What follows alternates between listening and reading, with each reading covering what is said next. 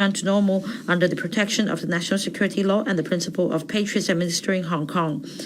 For Hong Kong's long-term prosperity and stability, each and every Hong Kong citizen should have a more comprehensive understanding of one country, two systems, safeguard national security with greater loyalty, and take pride in the development of our country and our Chinese identity, while striving hard to bring Hong Kong's unique strengths into full play to better integrate into the overall national development.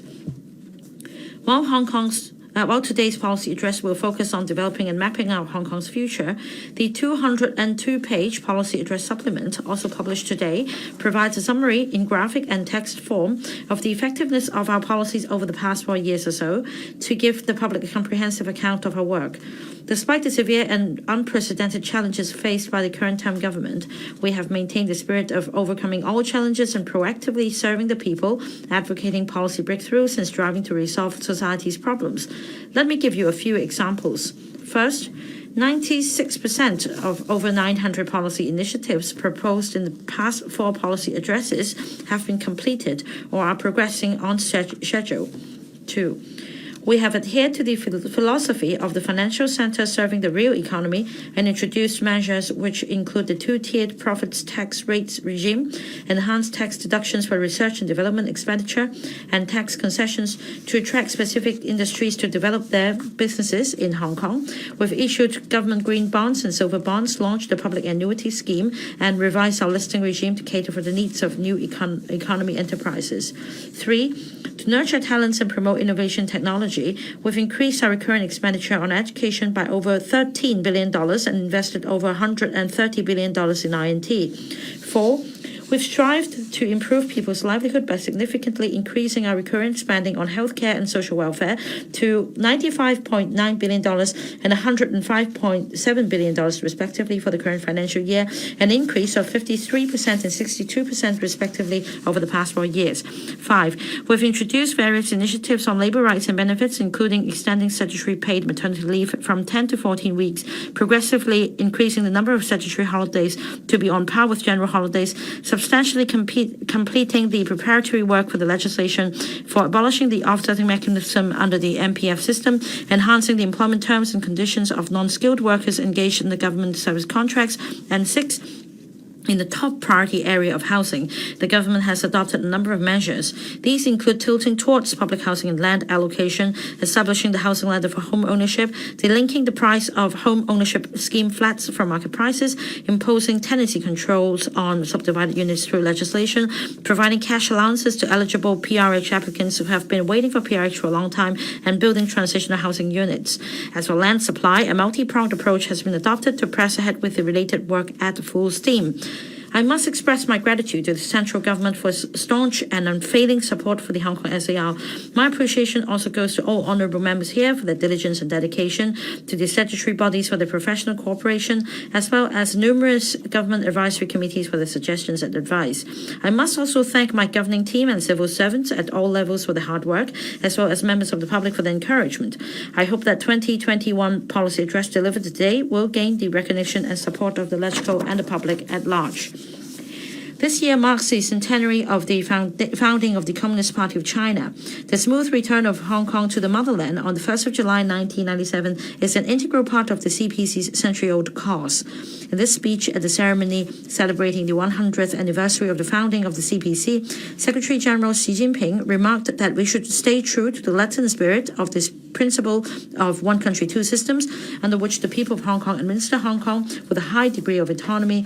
We should ensure the exercise of overall jurisdiction over Hong Kong by the central government and the implementation of the legal systems and enforcement mechanisms for the Hong Kong SAR to safeguard national security. And while protecting China's sovereignty, security, and development interests, we should ensure social stability in Hong Kong and maintain lasting prosperity and stability in the Hong Kong SAR.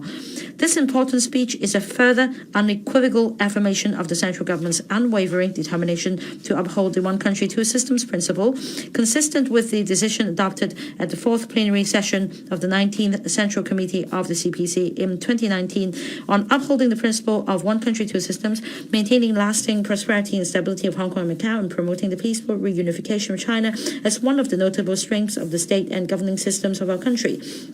Over the past 2 years, Hong Kong has encountered unprecedented political challenges, putting national security at huge risk. Nevertheless, the central government has continued to act in accordance with the Constitution of the People's Republic of China and the basic law of the Hong Kong SAR by upholding the principle of one country, two systems. The promulgation and implementation of the national security law has provided a timely curb on the chaos in the city, while patriots administering Hong Kong has ensured under the improved electoral system of the Hong Kong SAR. In this process, the central government has shown its firm commitment and stayed true to its original aspiration in the implementation of one country, two systems. I have a profound first-hand understanding of this by being deeply involved in related work as chief executive. Any accusation that these two major initiatives have undermined one country, two systems is nonsense and groundless. In his address at the celebrations of the 20th anniversary of Hong Kong's return to the motherland and the inaugural ceremony of the fifth term Hong Kong SAR government held on the 1st of July 2017, President Xi Jinping pointed out that as a pioneering initiative, the implementation of one country, two systems was an evolving process.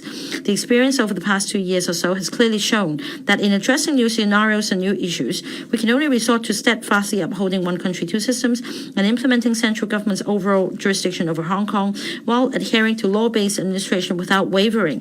In the face of anti-China destabilizing forces entering the political system of the Hong Kong SAR through elections, deluding and inciting young people through education and the media, undermining Hong Kong's stability through illegal violent acts, and endangering national security through collusion with external forces, the central government has taken resolute action to defuse the crisis for Hong Kong and make sure that the implementation of one country, two systems get back on track. To ensure the robustness of one country, two systems, the Hong Kong SAR must continually improve the governance system under one country, two systems, resolve the problems at root, and restore order from chaos. The national security law was promulgated for implementation on the 30th of June last year. Since then, the Committee for Safeguarding National Security of the Hong Kong SAR, which I chair, and the relevant enforcement authorities, under the guidance of the National Security Advisor appointed by the central government, and with the support of the Office for Safeguarding National Security of the Central People's Government in the Hong Kong SAR, have spared no effort in fulfill our responsibility to prevent, suppress, and punish acts and activities that endanger national security in accordance with the law.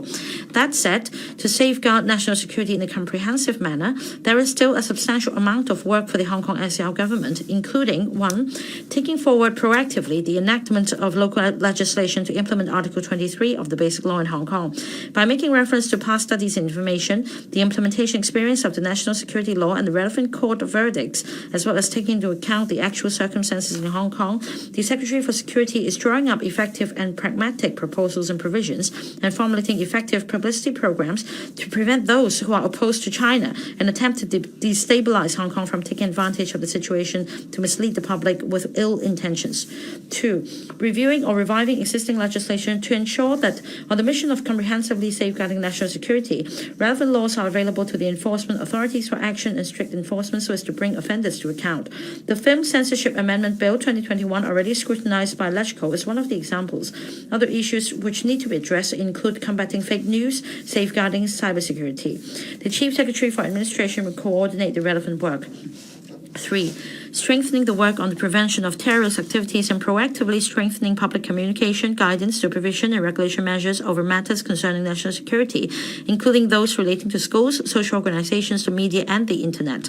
In this regard, the Secretary for Education has already requested schools to formulate and implement as early as possible plans on national security education. 4. Strengthening national security education and raising law-abiding and national security awareness of Hong Kong people, in particular the youth, through different activities and approaches.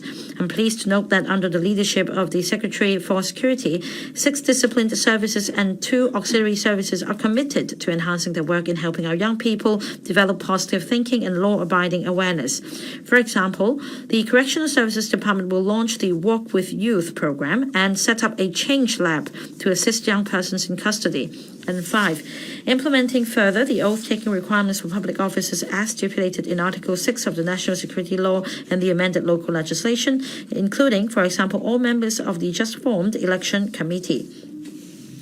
Following the passage of the decision on improving the electoral system of the Hong Kong SAR by the National People's Congress in March this year, and the adoption of the amended Annex 1 and 2 to the Basic Law by the Standing Committee of the NPC on the 30th of March, the Hong Kong SAR government has spared no effort in taking forward the relevant work with the cooperation of Electoral and completed the necessary procedures on time, such as enactment of local legislation and relevant voter registration arrangements. The Election Committee subsector ordinary elections, the first elections after improving the electoral system, were successfully held on the 19th of September. The Constitutional and Mainland Affairs Bureau, or CMAB, will work closely with the Electoral Affairs Commission to ensure that the upcoming elections, namely the 7th term legislative election and the 6th term chief executive election, are conducted in a fair, open and honest manner in accordance with the law, thereby fully implementing the principle of patriots administering Hong Kong. By drawing on our experience, we will improve the polling arrangements and take forward various enhancement measures. In light of the COVID-19 epidemic, the CMAB is actively examining proposals to enable Hong Kong electors in the mainland to cast their vote in the legislative election to be conducted in December. To ensure that the one country, two systems principle is fully and accurately implemented, we must adhere to the Constitution and the Basic Law.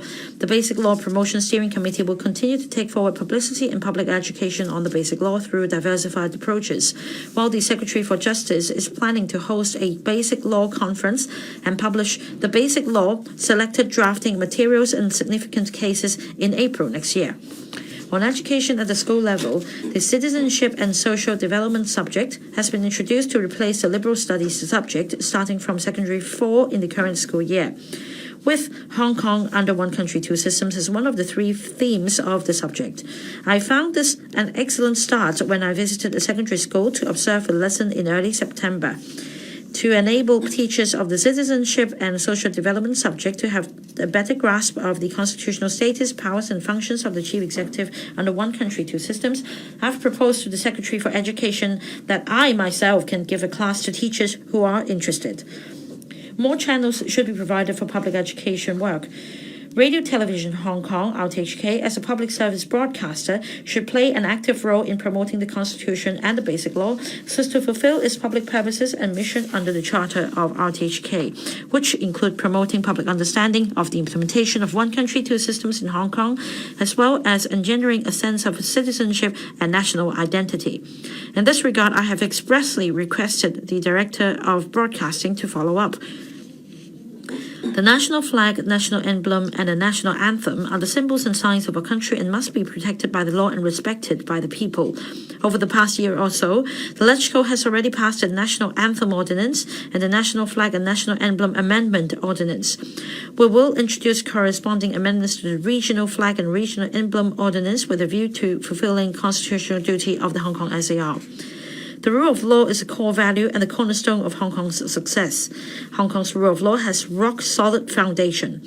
Our mature legal system is renowned for being transparent, trustworthy, and fair.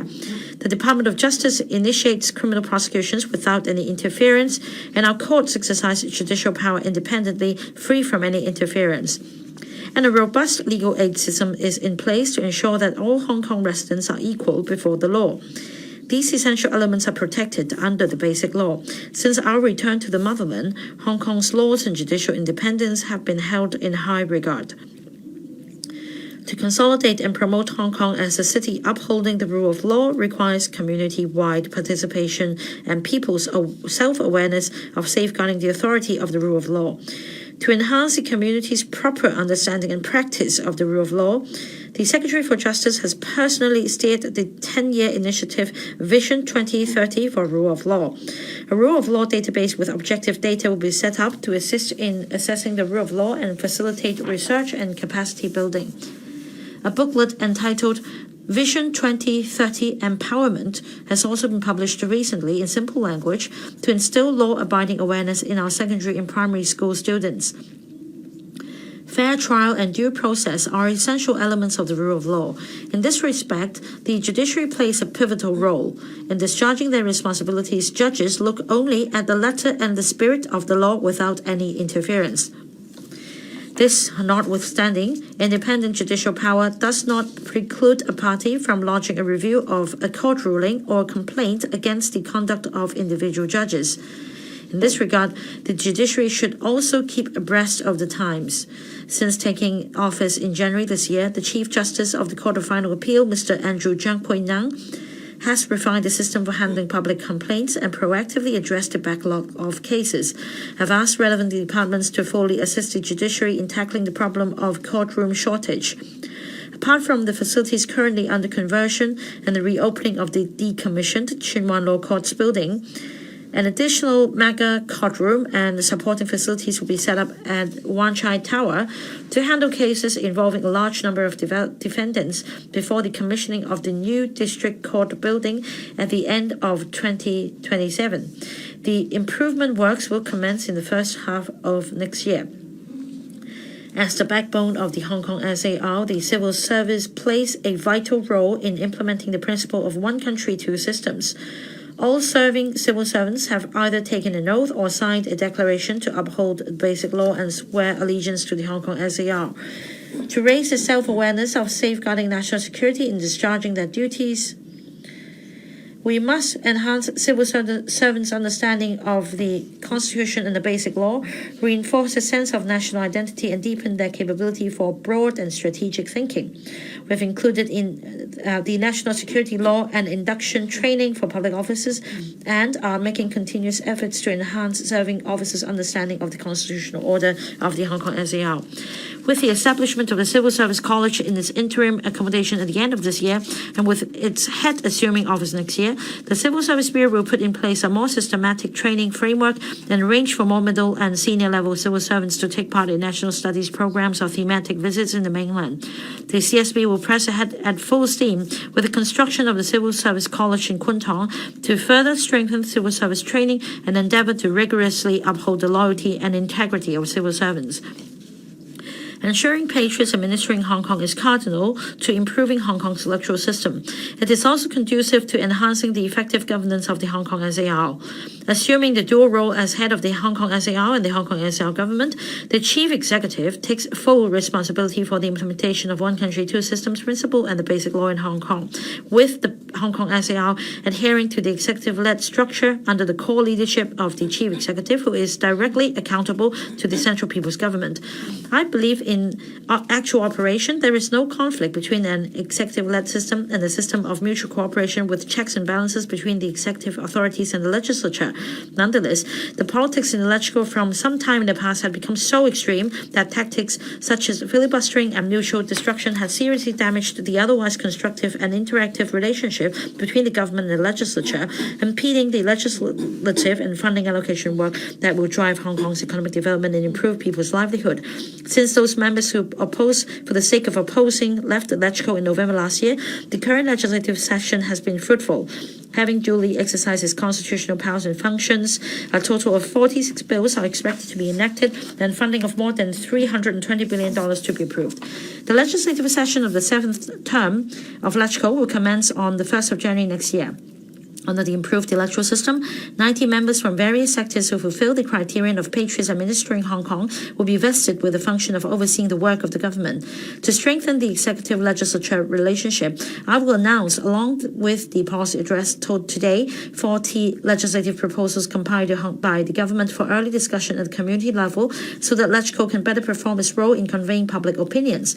Many of these proposals have taken on board the views raised by incumbent members in the past, including introducing mandatory reporting for child abuse prevention, streamlining the statutory procedures for land development, and strengthening regulation over the service quality of residential care homes for the elderly and people with disabilities. All secretaries of departments and directors of bureaus will also enhance communications with members both inside and outside the chamber with a view to achieving good administration and governance. Next, new paradigm for new future. To cater for local population growth and to meet the needs of economic development, the government has put in enormous efforts in town planning over the past half-century, including developing new towns in Tsuen Wan, Sha Tin, Tai Po, Tuen Mun in the early years, as well as new development areas or NDAs in Kwu Tung North, Fanning North, Hung Shui Kiu, and Ha Tsuen in recent years.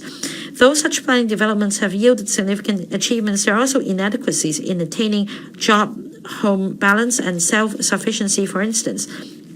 Furthermore, the excessive politicization in the councils and deliberate opposition and resistance orchestrated by anti-government radicals in recent years made it extremely difficult for us to make any move for our town planning work, leading to serious impediments on socio-economic development and causing acute problems in people's livelihood.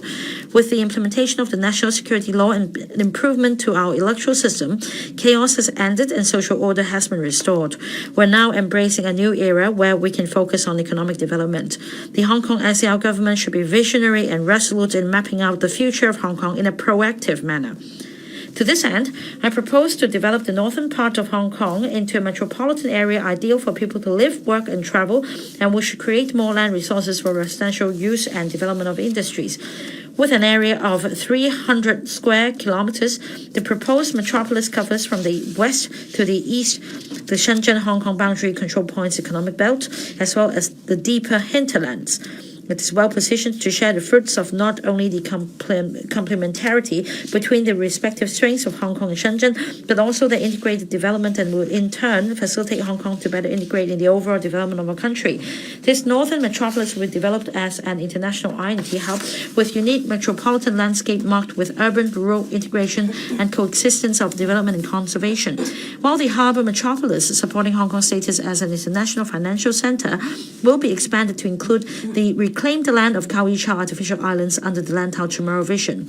The two metropolises located in the north and south of Hong Kong will provide massive land and enhance the spatial layout of Hong Kong. These two metropolises, spearheading their respective economic engines and complementing each other, will drive the future development of Hong Kong. We will concurrently release the Northern Metropolis Development Strategy today to give a detailed account of the planning background, general principles, objectives, and action agenda of the Northern Metropolis for discussion and expression of views from the different sectors of the community. Under the framework of One Country, Two Systems, the development strategy is the first strategic action agenda devised by the Hong Kong SAR government with a spatial concept and a strategic mindset going beyond the administrative boundary of Hong Kong and Shenzhen.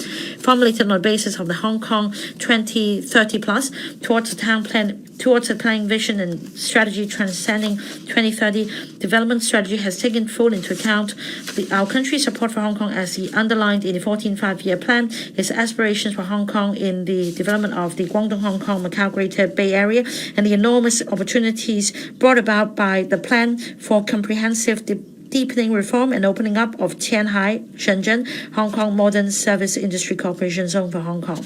Now that Hong Kong is back on the right track of One Country, Two Systems, this groundbreaking and visionary plan, which maps out new action directions and approaches for the long-term development prospects of Hong Kong, bears particular significance. The Northern Metropolis covers two district administration areas, including Yuen Long and North District, with a total land area of about 300 square kilometers.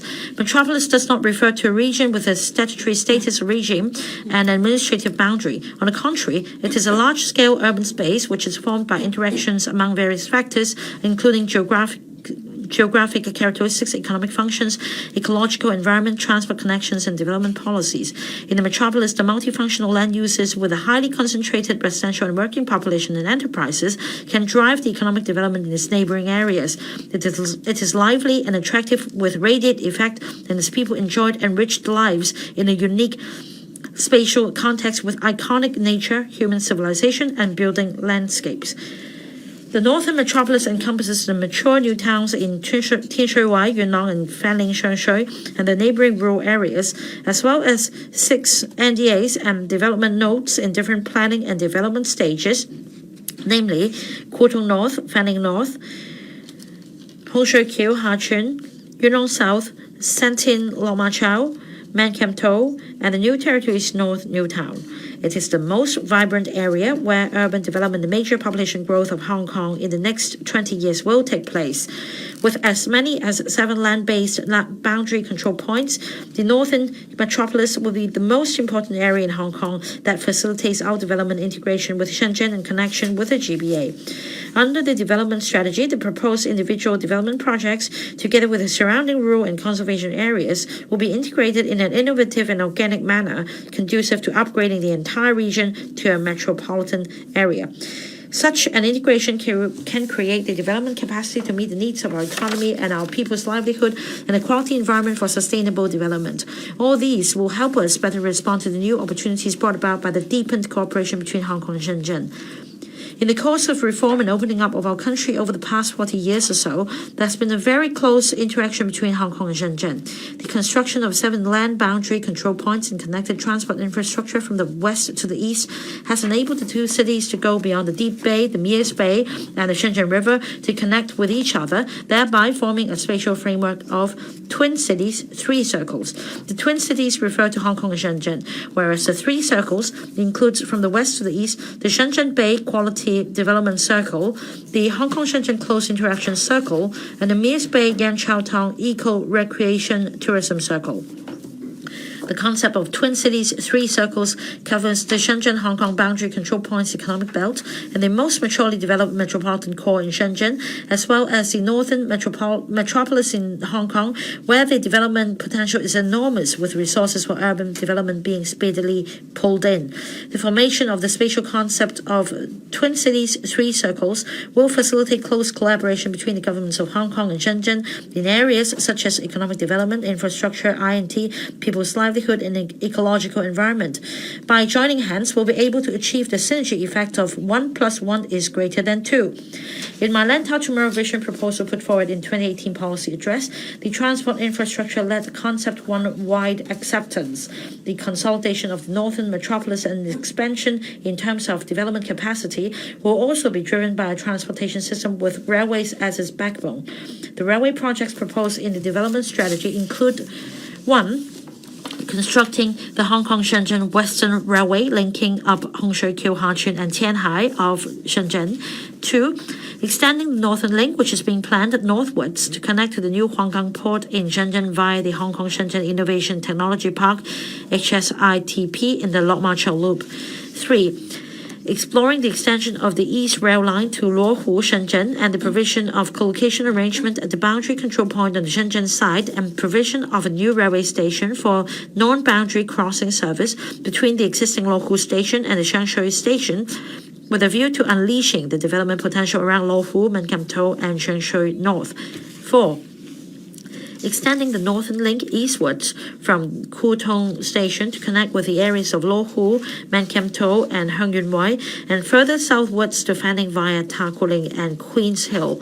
And 5. Examining the feasibility of constructing an automated people mover system from Chimpei Choi to Pak Nai to promote the development of the area and Lau Fau San. In recent years, Hong Kong has made considerable achievements in I&T. Under the strategy of reindustrialization, the development of advanced manufacturing industries, which are based on new technologies and smart production, is also showing promising prospect. Yet the shortage of land will impede such development. While the 87-hectare HSITP in the loop now underway will provide a planned gross floor area about 3 times that of the Hong Kong Science Park at Pak Shek Kok, the scale is relatively humble when compared with the Shenzhen Innovation and Technology Zone, or Shenzhen I&T Zone, on the northern shore of the Shenzhen River with an area of more than 300 hectares. The development strategy puts forward a proposal to make an optimal use of the land vacated upon relocation of the Lok Ma Chau control point to the new Huanggang boundary control point in Shenzhen, and a portion of the adjacent fish ponds and rural land. This, together with the original land use planning in the Santin Lok Ma Chau development node, will provide about 150 hectares of additional land for I&T uses to develop the Santin Technopole, with a view to creating a critical mass of I&T facilities with greater economy of scale. The plan to expand the Tianhai Cooperation Zone aims to foster a globally competitive business environment, which will bring about tremendous opportunities for Hong Kong's professional services. The development strategy suggests that Hong Kong should leverage this opportunity to upgrade Hongshui Kyohachun and make it the new territory's North Modern Services Center, and to build sizable landmark I&T facilities in Lau Fau Shan facing Tianhai on the other side of the Shenzhen Bay to provide enormous job opportunities in the northern metropolis. To achieve home-job balance, the development strategy suggests that we should formulate clear policies and administrative guidelines and select, as far as possible, the northern metropolis as the location for government facilities and offices which are non-location bound and employment-driven. The northern metropolis has diverse habitats. There are wetlands on the list of wetlands of international importance under the Ramsar Convention to the west, a vast area of fish ponds in the center, and the proposed Robin's Nest Country Park, a marine park, and a world-class geopark to the east. The development strategy suggests that a proactive conservation policy should be formulated and implemented through the gradual resumption of several hundred hectares of private wetlands and fish ponds by the government for enhanced management. The ecological functions of around 2,000 hectares of conservation area, including the Maipo Inner Deep Bay Ramsar site, will be enhanced, thus achieving better conservation of wetlands in Hong Kong while creating a quality living environment for the northern metropolis. At present, a number of development projects planned or under planning in the northern metropolis are estimated to provide about 350,000 residential units. An additional 600 hectares of land or so could be developed with the northern metropolis for residential and industry purposes, with an estimated provision of about 165,000 to 186,000 residential units. Upon full development of the entire northern metropolis, a total of 905,000 to 926,000 residential units, including the existing 390,000 residential units in Yunnan District and North District, will be available to accommodate a population of about 2.5 million. The total number of jobs in the metropolis will increase substantially from 116,000 at present to about 650,000, including 150,000 IT-related jobs.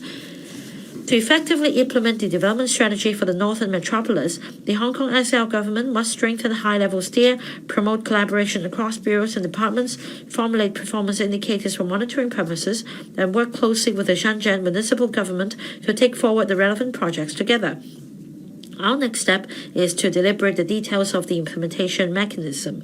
A possible option will be to create a Deputy Secretary of Department post in the next term government to steer large-scale regional developments such as the Northern Metropolis and the Lantau Tomorrow Vision. Even if there is no large-scale regional development project, I'm of the view that there is still a need to reorganize the policy bureaus to complement our policy focuses and meet social expectations. I propose that the current term government shall consult various sectors and stakeholders in the coming months to work out a detailed reorganization proposal for consideration and implementation by the next term government. After consolidating our experience in administration and as well as taking into account the views of electoral and relevant sectors, my initial thinking on the reorganization may take the following directions. 1.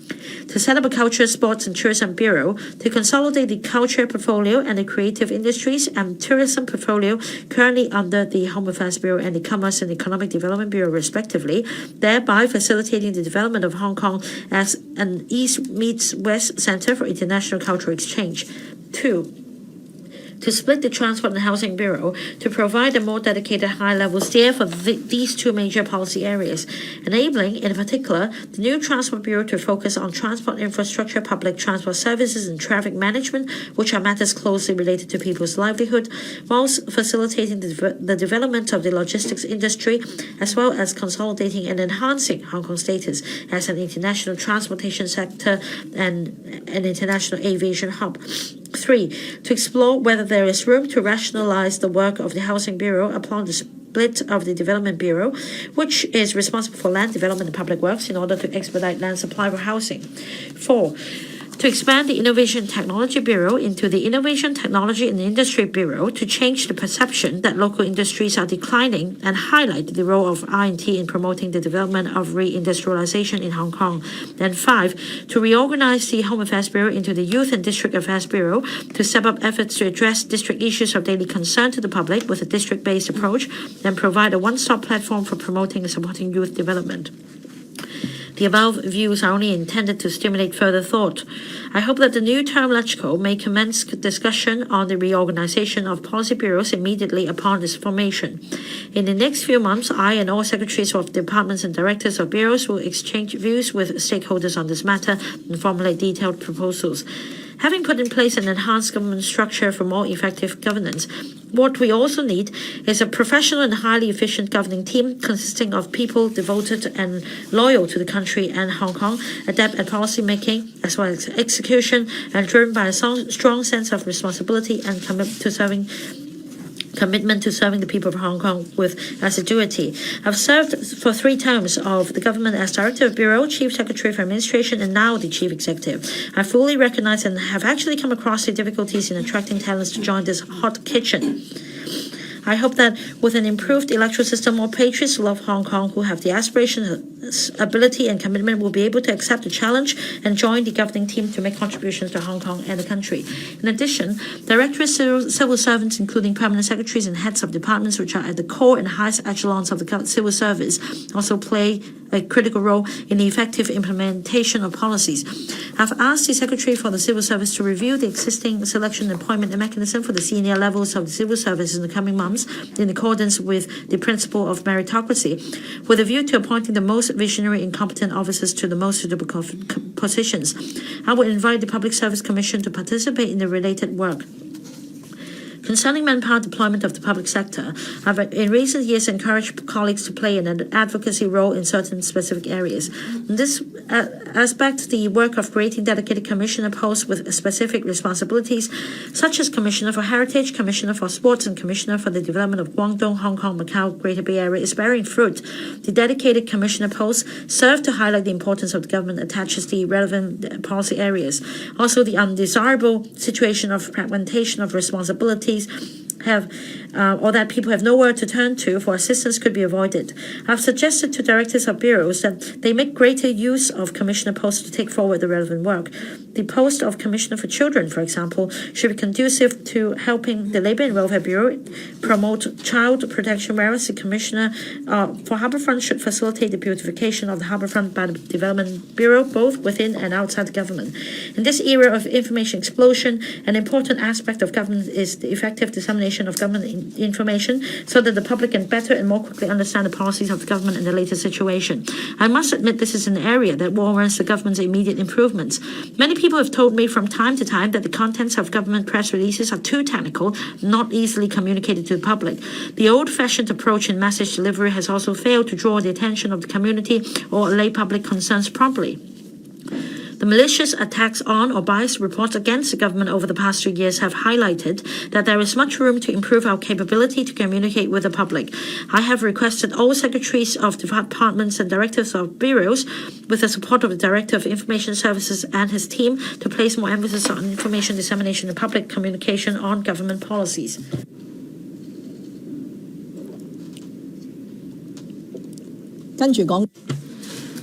Now, economic development.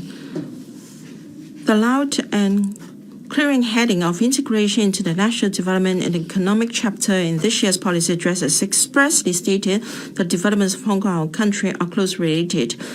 Only by leveraging the central government's policy in support of Hong Kong can we give full play to our unique strengths, which will in turn bring continuous impetus to our economy. Hailed as an economic miracle, Hong Kong has evolved from an obscure fishing port to an international financial trade and transportation center today. Having undergone numerous rounds of restructuring, regardless of whether they occurred before or after our return to the motherland, the Hong Kong economy has always been closely intertwined with the development of our country. Driven by changes to the external environment, guided by the direction of the mainland policies and led by market forces, all these restructuring processes have been attributed to the remarkable acumen, brilliance, versatility, and can-do spirit of Hong Kong entrepreneurs. The current time government stresses that we should play the role of a facilitator and a promoter to keep connecting with the world, to open up markets and explore business opportunities for our enterprises. Yet, notwithstanding the huge mainland market, the local political forces against the central government has more often than not stood in our way, preventing us from reaping fully the benefits of our country's development. Fortunately, the implementation of the national security law and improvement of our electoral system have restored safety and stability in society. Hong Kong is now ready again for a new start for economic development. The 14th Five-Year Plan, the Outline Development Plan for the Guangdong, Hong Kong, Macau, Greater Bay Area, the plan for comprehensive deepening reform and opening up of the Shanghai-Shenzhen-Hong Kong Modern Service Industry Cooperation Zone, the economic development pattern of not only greater domestic circulation but also domestic international dual circulation, as well as the Belt and Road Initiative have brought unlimited opportunities for enterprises and professional services provided in Hong Kong, thereby allowing Hong Kong to benefit from its proximity to the mainland. I will highlight how we shall leverage the central government's support to enhance our competitiveness as the 8th international centers or hubs charted in the 14th five-year plan with a view to building a brighter future for Hong Kong. We've prepared fact sheets on each center or hub for promotional purposes. All are welcome to read and help distribute to those interested.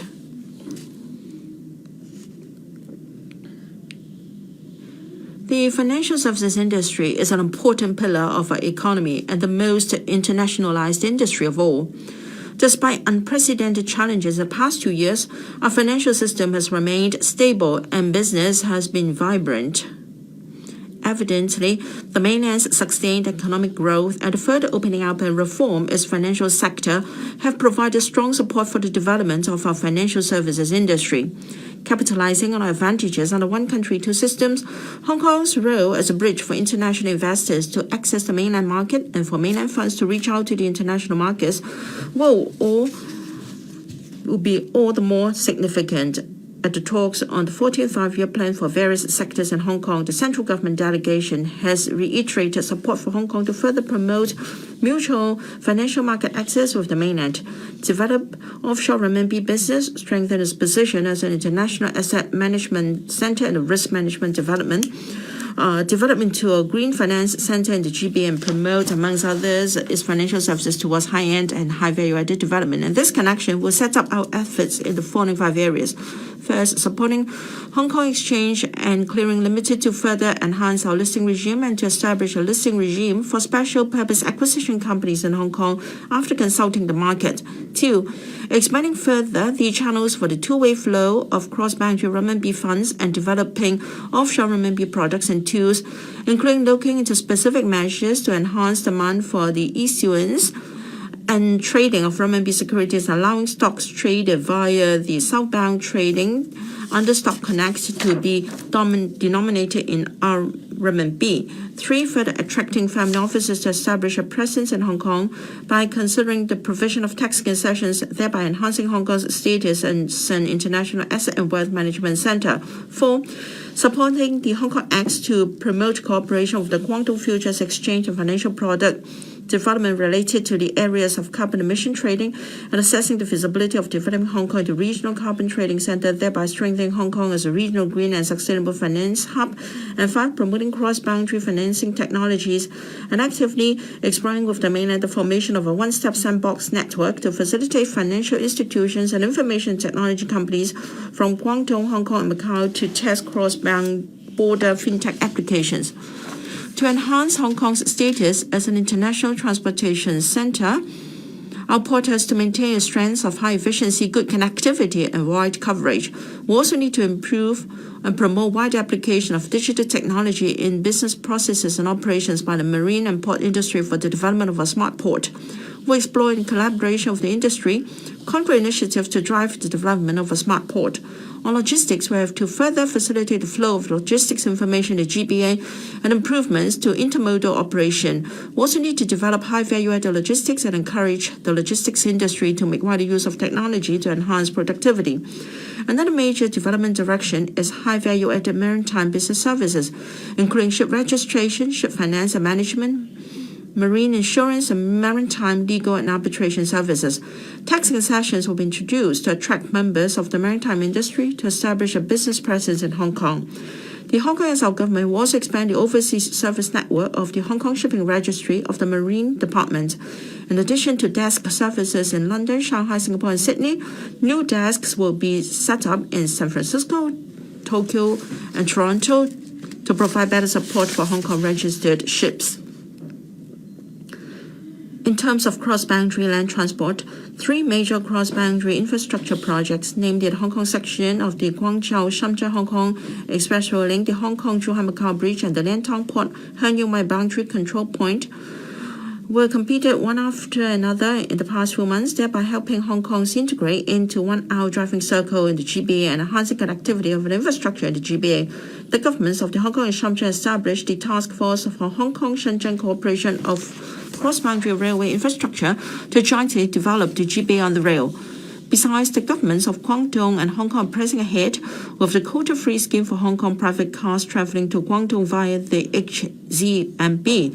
After the epidemic control is brought under control and the removal of quarantine requirements for cross-boundary travel is gradually implemented, the scheme will allow eligible Hong Kong private cars to travel between Hong Kong and Guangdong via the HKFP without the need to obtain a regular quota in advance. The governments of Guangdong and Hong Kong will also agreed to extend the scheme to cover other land boundary control points in due course. Having the advantage of being a highly internationalized city, Hong Kong plays an important role in international trade. Last year, our global ranking in terms of total merchandise value rose to the 6th place, benefiting from the stable supply chains maintained through effective control of the epidemic in the mainland. The value of Hong Kong's total merchandise trade has rebounded since the fourth quarter of last year and hit a record high of $6,509.9 billion for the first 8 months of this year. The current term government is keen to foster closer commercial trade and investment relations with ASEAN. We have also seeking to join the Regional Comprehensive Economic Partnership, RCEP, as soon as possible.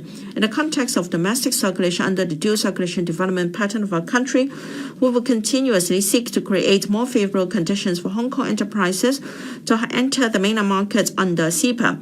The convention and exhibition industry is crucial to Hong Kong as an international trade center.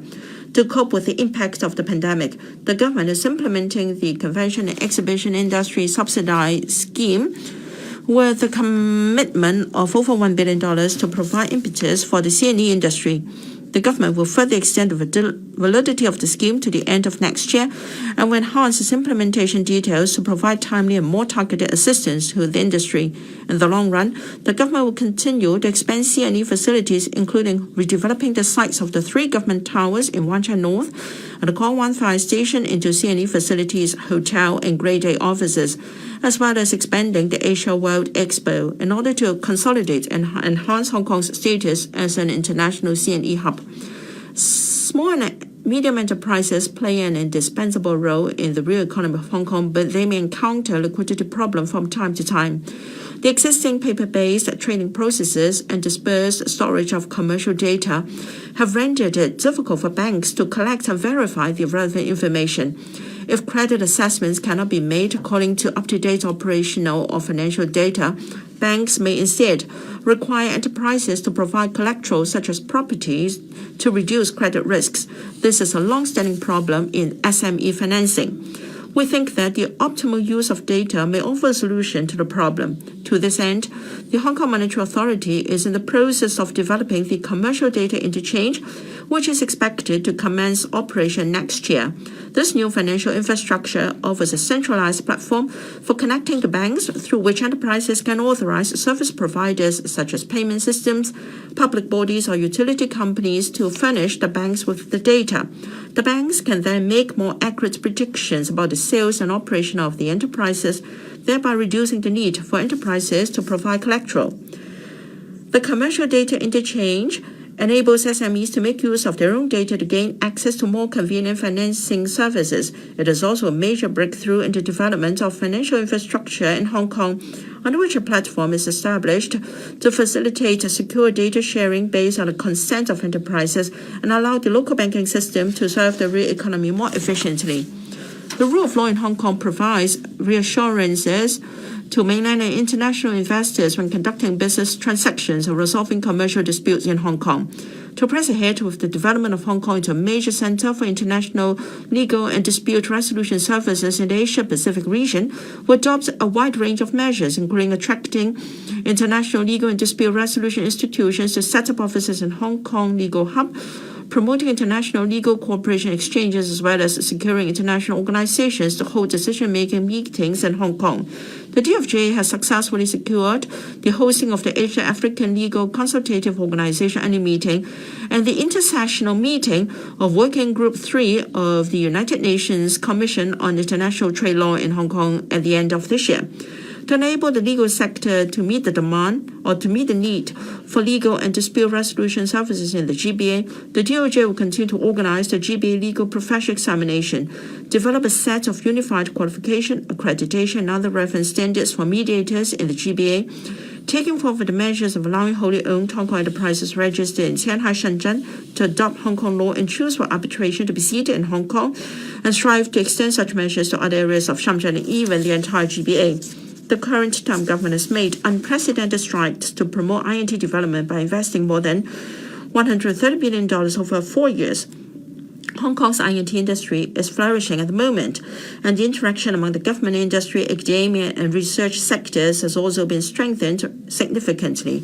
To sustain this good momentum, we're keen to develop a more comprehensive INT ecosystem so as to enable reindustrialization to take root in Hong Kong and complement INT development in Shenzhen and the GBA, thus making INT a new impetus to the economy of Hong Kong and developing Hong Kong into an international INT hub as promulgated in the 14th Five-Year Plan. Next year marks the 20th anniversary of the Hong Kong Science and Technology Parks Corporation, the flagship INT institution in Hong Kong.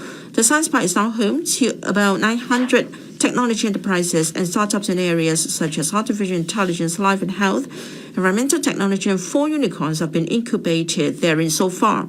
In the past 3 years, its tenants or incubatees have raised funds amounting to $33 billion. It is estimated that for every $1 invested by the HKFP, an external investment of $13 will be attracted. The Science Park expansion is being carried out in full swing so that more space can be provided for technology enterprises and startups. To prepare for future needs, I propose that the government should immediately explore expanding the Science Park's capacity. In this regard, the government will revive the Maliu Share Reclamation Project, which, together with the land to be vacated by the relocation of Sha-Tin sewage treatment works to Canvins, will provide a total of 88 hectares of new lands. We propose that the newly provided land should be mainly for INT development rather than the originally suggested residential use, so as to strengthen the development of the Eastern Corridor with INT as a major economic function. We agree that opportunity should be taken to improve the public transport service connection of Pak Shek Kok and the Science Park. The government will invite the MTRCL to study the construction of a new Science Park Pak Shek Kok station of the East Rail Line at the current site of the Hong Kong Education University Sports Centre at Pak Shek Kok, and is provisioning at a site near HK's main campus in line with the university's earlier request to facilitate use by students. The government will also make the best use of the development potential of the station site and its adjoining land to provide more housing, parking spaces, shops, and public facilities for local residents. I've asked the Development Bureau, the THB, and the EDB to work in collaboration with the MTRCL and the HU Hong Kong to press ahead with the project. Cyberport is another landmark INT community in Hong Kong. Cyberport has accumulated a number of technology enterprises and incubated 5 unicorns, covering the areas of fintech, smart living, and digital entertainment. It is estimated that for every $1 invested by Cyberport, an external investment of $13 will be attracted. Over the past 3 years, the startups in Cyberport have also attracted investment of over $12.5 billion. The Cyberport 5 project, which increased the gross floor area of Cyberport by more than 40% within 4 years, has commenced.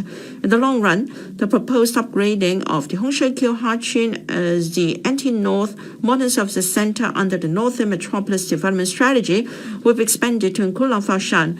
Consideration may be given to the building of landmark INT facilities with a scale comparable to Cyberport at a location facing Tianhai on the other side of the Shenzhen Bay. We are studying ways to expedite the construction of HSITP in the loop.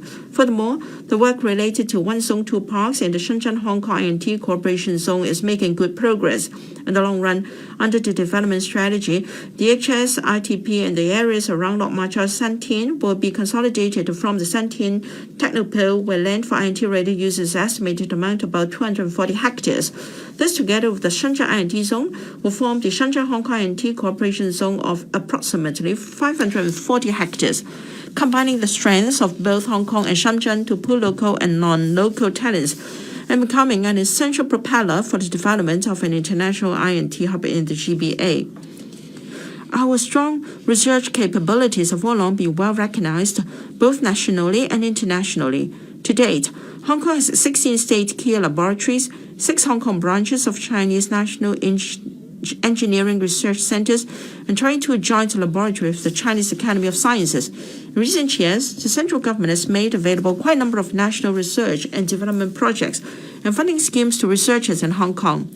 Hong Kong is blessed with a wealth of talents, with 5 world top 100 universities and many scholars and experts winning top international and national research awards. To consolidate Hong Kong's leading position in basic research, I've accepted in principle the proposals of Hong Kong U and CUHK to provide the 2 universities with land for research use, including reserving a 4-hectare site currently zoned Greenbelt at Pok Fu Lam for Hong Kong U to construct facilities for deep technology research, as well as supporting CUHK to use a 2.5-hectare site in the vicinity of CUHK Medical Center, mainly zoned government institution or community, to build research facility and expand a medical center, and at the same time improving the existing public transport interchange and parking facilities at the University Station of the Israel Line. We also supported Hong Kong Polytechnic U in exploring the site of its Hong Kong Bay campus, which is currently used for self-financing post-secondary education for academic and research development. The government will continue to promote reindustrialization with a 5-pronged approach, namely infrastructure, talents, capital, technology, and research, so as to make our industrial value chain more complete and our economy more diversified. The Advanced Manufacturing Center at Zhang Guanhong Industrial Estate and the Microelectronics Center at Yunlong Industrial Estate will be completed in the middle of next year and in 2023, respectively. The good industry response to these facilities indicates that many enterprises share the view that high-value-added and technology-intensive manufacturing processes and production lines can be set up in Hong Kong. In view of this, I've invited HKSTPC to start planning for the construction of the second advanced manufacturing center. Hong Kong has a solid foundation to develop into a global research collaboration hub. As a flagship project, the HK research clusters have already attracted world-class universities and research institutes to collaborate with the local universities to set up 28 research laboratories. During my recent visit to some of these laboratories, I was impressed by the passion and perseverance of the research teams in pursuing technological breakthroughs and innovative business opportunities. I strongly believe these laboratories and talents can help Hong Kong scale new heights in R&D development and further consolidate our position as a hub for global research collaboration. Looking ahead, with the emphasis of the 14th Five-Year Plan on frontier fields such as life and health disciplines, I believe that Hong Kong should better leverage its strengths in life and health sciences to meet the country's needs. We have a solid foundation in research and a good number of world-renowned experts whose achievements have been widely acclaimed. Our clinical trial centers are recognized by the National Medical Products Administration, and the data which meet the relevant clinical trial standards are also widely recognized by relevant bodies in the United States and the European Union. I now propose the setting up of an InnoLife health tech hub in the HSITP in the Loop. With the 16 life and health-related laboratories in the Inno-Hong Kong research clusters and the 8 state key laboratories in life and health disciplines as the basis to focus on related research work. I know that quite a number of startups and large enterprises in life and health disciplines are interested in gaining a foothold in Hong Kong so as to leverage our strengths in this area and the market potential of the GBA. The Santian Technopole will be able to provide land for the relevant research and advanced manufacturing industries. Clinical data, clinical trials, and drug registration are some of the key areas essential to the development of life and health technology. To this end, I've asked the Food and Health Bureau, the Hospital Authority, and also the Department of Health to conduct a comprehensive review of the current practices. The government's Innovation and Technology Venture Fund co-invests with venture capital funds on a matching basis in local INT startups. So far, ITVF has 11 co-investment partners. The HKSTPC's Corporate Venture Fund and Cyberport's Cyber Macro Fund have expanded the investment coverage to beyond Series A stage. Furthermore, We have deployed 10% of the Future Fund to establish the Hong Kong Growth Portfolio last year for strategic investment in projects with a Hong Kong nexus, with INT being one of the target industries.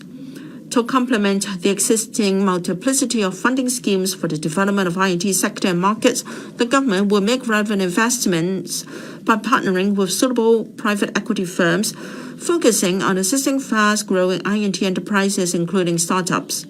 Besides, the HKSTPC will set up the GBA Inno Express to help nurture startups on all fronts and support enterprises to go global and attract foreign investment. I encourage more enterprises and fund investors to support the INT development in Hong Kong. Over the past years, local universities have established close collaborative relationships with research institutions in the mainland in various research programs, of which many have borne fruit. For instance, we're all proud of the fact that some of the instruments currently used on the Moon and Mars were developed by PolyU, which has actively participated in our nation's space exploration projects. I encourage Hong Kong scientists to continue taking part in these meaningful collaborations in order to contribute to our country.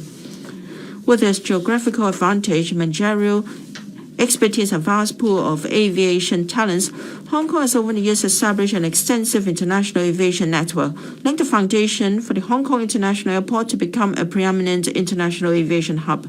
Although the global aviation industry, with Hong Kong being no exception, has been hard hit by the COVID-19 pandemic, I remain confident that our status as an international aviation club could be consolidated and enhanced.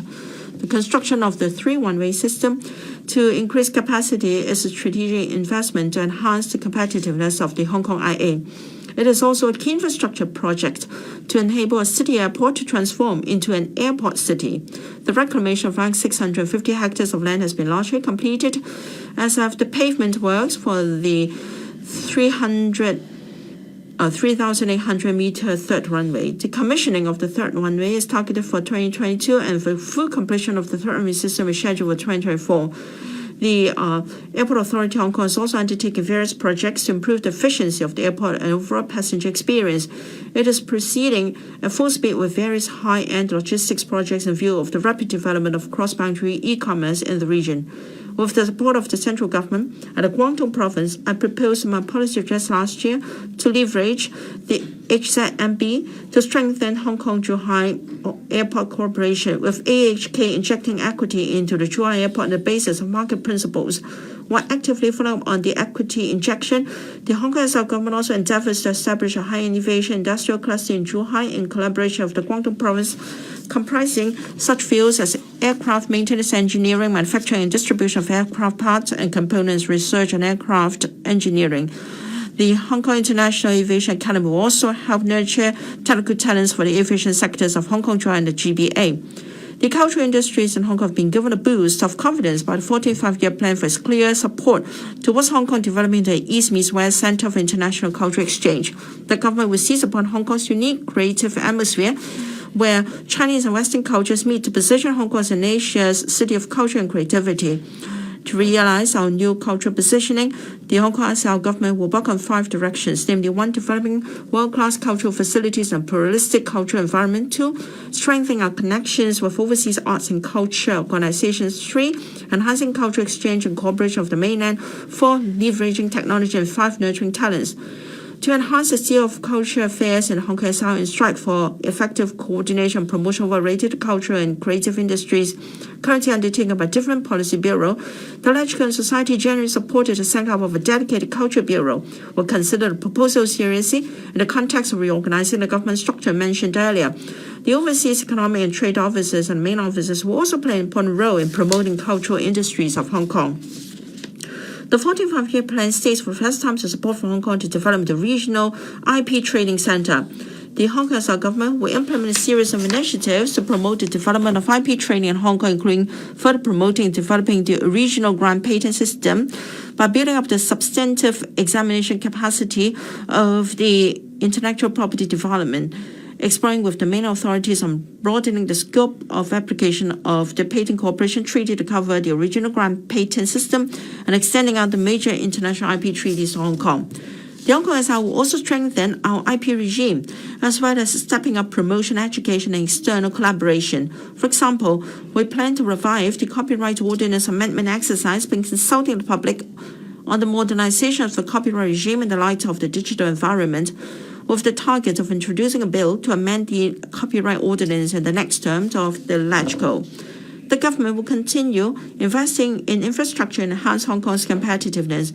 In response to the impact of the epidemic on our economy, we'll also position infrastructure investment as a major counter-cyclic measure in stimulating the economy.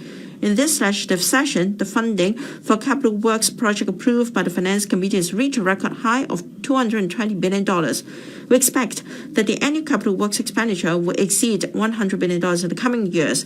The Development Bureau will continue to implement Construction 2.0 and lead the construction industry to reform by advocating innovation, professionalism, and revitalization so as to uplift the productivity and skill level of the sector, while the use of INT and modular integrated in construction will also be promoted to shorten construction time, reduce manpower, and enhance safety in construction sites. To promote reform of the construction industry and enhance project performance, we're making active preparations for the hosting of International Construction Leaders Summit next year to share experience and formulate strategies with various shareholders. The tourism industry has been hard hit by the pandemic and is still in hardship. Besides providing support to the sector, we also need to get prepared for the recovery of the industry. The current time government has launched various tourism initiatives and measures over the past 4 years. Along the development blueprint for Hong Kong's tourism industry promulgated in 2017, including establishing the Statutory Travel Industry Authority, strengthening efforts in taking forward cultural heritage, green and creative tourism projects, completing the strategic planning for cruise industry development, and facilitating the staging of various events and CNE activities. The government will continue to implement various measures to consolidate the position of Hong Kong as a core demonstration zone for multi-destination tourism and an international tourism hub. The relevant works includes deepening cooperation with the GBA Excise, establishing the GBA Tourism Board, and attracting more events and scene activities to Hong Kong through various funding and promotion programs. We'll continue to promote the sustainable development of the agriculture and fishery industry by helping the sectors involved to adopt advanced technology and seize new opportunities. We'll be more proactive in helping the industry to make good use of the Sustainable Fisheries Development Fund and the Sustainable Agricultural Development Fund. The construction of Phase 1 of the Agricultural Park in Kutong South, which is going to be completed by phases starting from the end of this year, will facilitate modernization of farm management. The AFCD is actively promoting smart greenhouse technology and assisting the industry, improving efficiency and making good use of production space through the development of precise and automated hydroponic production technology. On the fisheries front, the use of modern deep-sea mariculture is a global trend. AFCD will continue to perform the role of facilitator in taking forward development in this aspect. Hong Kong is a free, open, and diversified economy, and a metropolis that attracts talents, organizations, and enterprises of different scales from all over the world. Last year, Hong Kong ranked third globally in foreign direct investment inflows after the US and the mainland, attaching great importance to the business environment of Hong Kong. The Hong Kong government has been maintaining communication with local and foreign chambers of commerce and addressing their concerns. The national security law has been promulgated and implemented for a period of time. According to our observations, the initial concerns of foreign businesses have notably subsided and are now most concerned about the restrictions on cross-border travel. As indicated in the latest annual surveys, the number of business operations in Hong Kong with parent companies overseas or in the mainland and the number of startups in Hong Kong reached an all-time high of 9,049 and 3,755 respectively this year. It can be seen that our business environment has not been undermined by the impact of the pandemic and the biased reports of Hong Kong's situation by certain Western media. More detailed information is provided in the report on Hong Kong's business environment, a place with unique advantages and unlimited opportunities, published recently for Enterprise's reference. The 14th Five-Year Plan supports Hong Kong to strengthen cooperation with the mainland in the areas of trade and INT. In fact, the Hong Kong self-government has established cooperation mechanism with not only the Guangdong Hong Kong Macau GBA, but also the Pan Pearl River Delta region, Beijing, Shanghai, Fujian, and Sichuan respectively to promote cooperation on multiple fronts. With the support of the central government, we've proceeded with the establishment of a new Hubei Hong Kong high-level cooperation mechanism of the Hubei province. Unlike overseas CTOs, the mainland offices of the Hong Kong and South government have to, on top of promoting trade, facilitating investment, and providing support to Hong Kong businessmen, foster communication exchanges with the mainland provinces and municipalities in various aspects, promote Hong Kong, maintain liaison with Hong Kong people studying, working, and residing in the mainland, etc. Of ours, the CM may be to review the role of our mainland offices and the effectiveness of their work in due course and examine the need to retitle these officers so as to better reflect their extensive duties.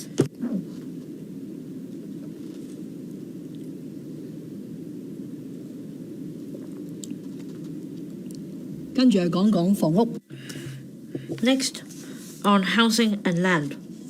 Providing decent accommodation for all is the primary goal of my housing policy. Noting the public concern on the matter, I reviewed the progress and set out my vision on the issue of housing and land during the Chief Executive's question and answer session on the 15th of July this year. In my concluding remarks, I said that the solution to address the housing problem of people in Hong Kong more thoroughly rested not only on quick fixes to deal with current situations, but rather on the determination to sustain land supply, as well as the courage to remain steadfast with the policies implemented in face of short-term economic changes or fluctuations in property prices. The current term government has demonstrated just that determination and courage.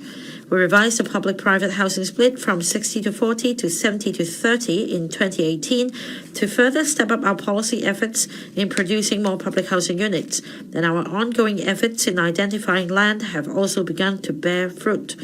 We've identified about 350 hectares of land to produce some 330,000 public housing units for the coming 10-year period from 2022-23 to 2031-32, slightly higher than the figure announced last year, and can meet the estimated public housing demand of around 301,000 units in the coming 10-year period.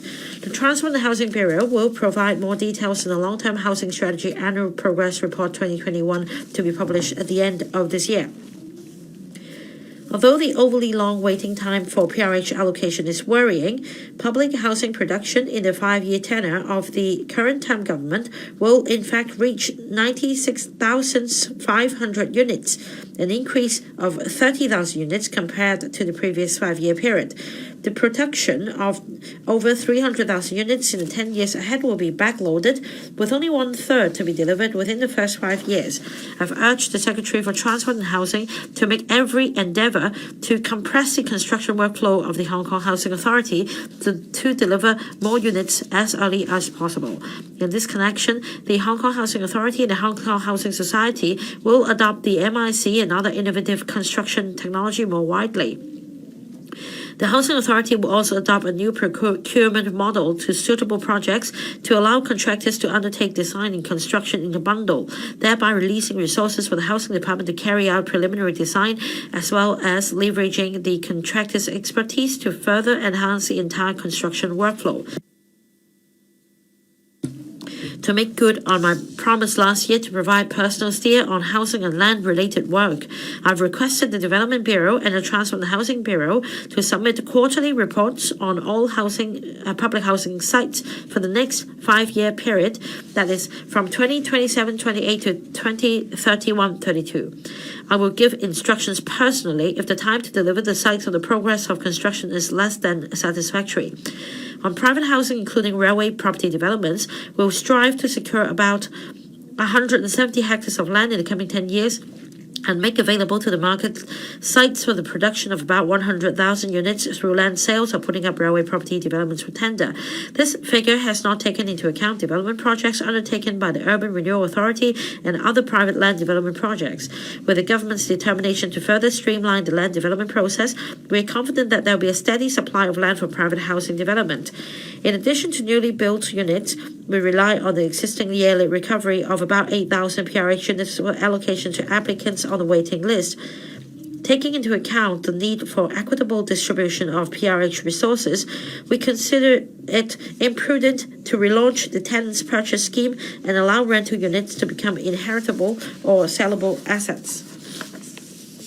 It is also difficult to redevelop a large number of aged public housing estates, as the existing tenants have to be rehoused to units that could otherwise be allocated to applicants on the waiting list.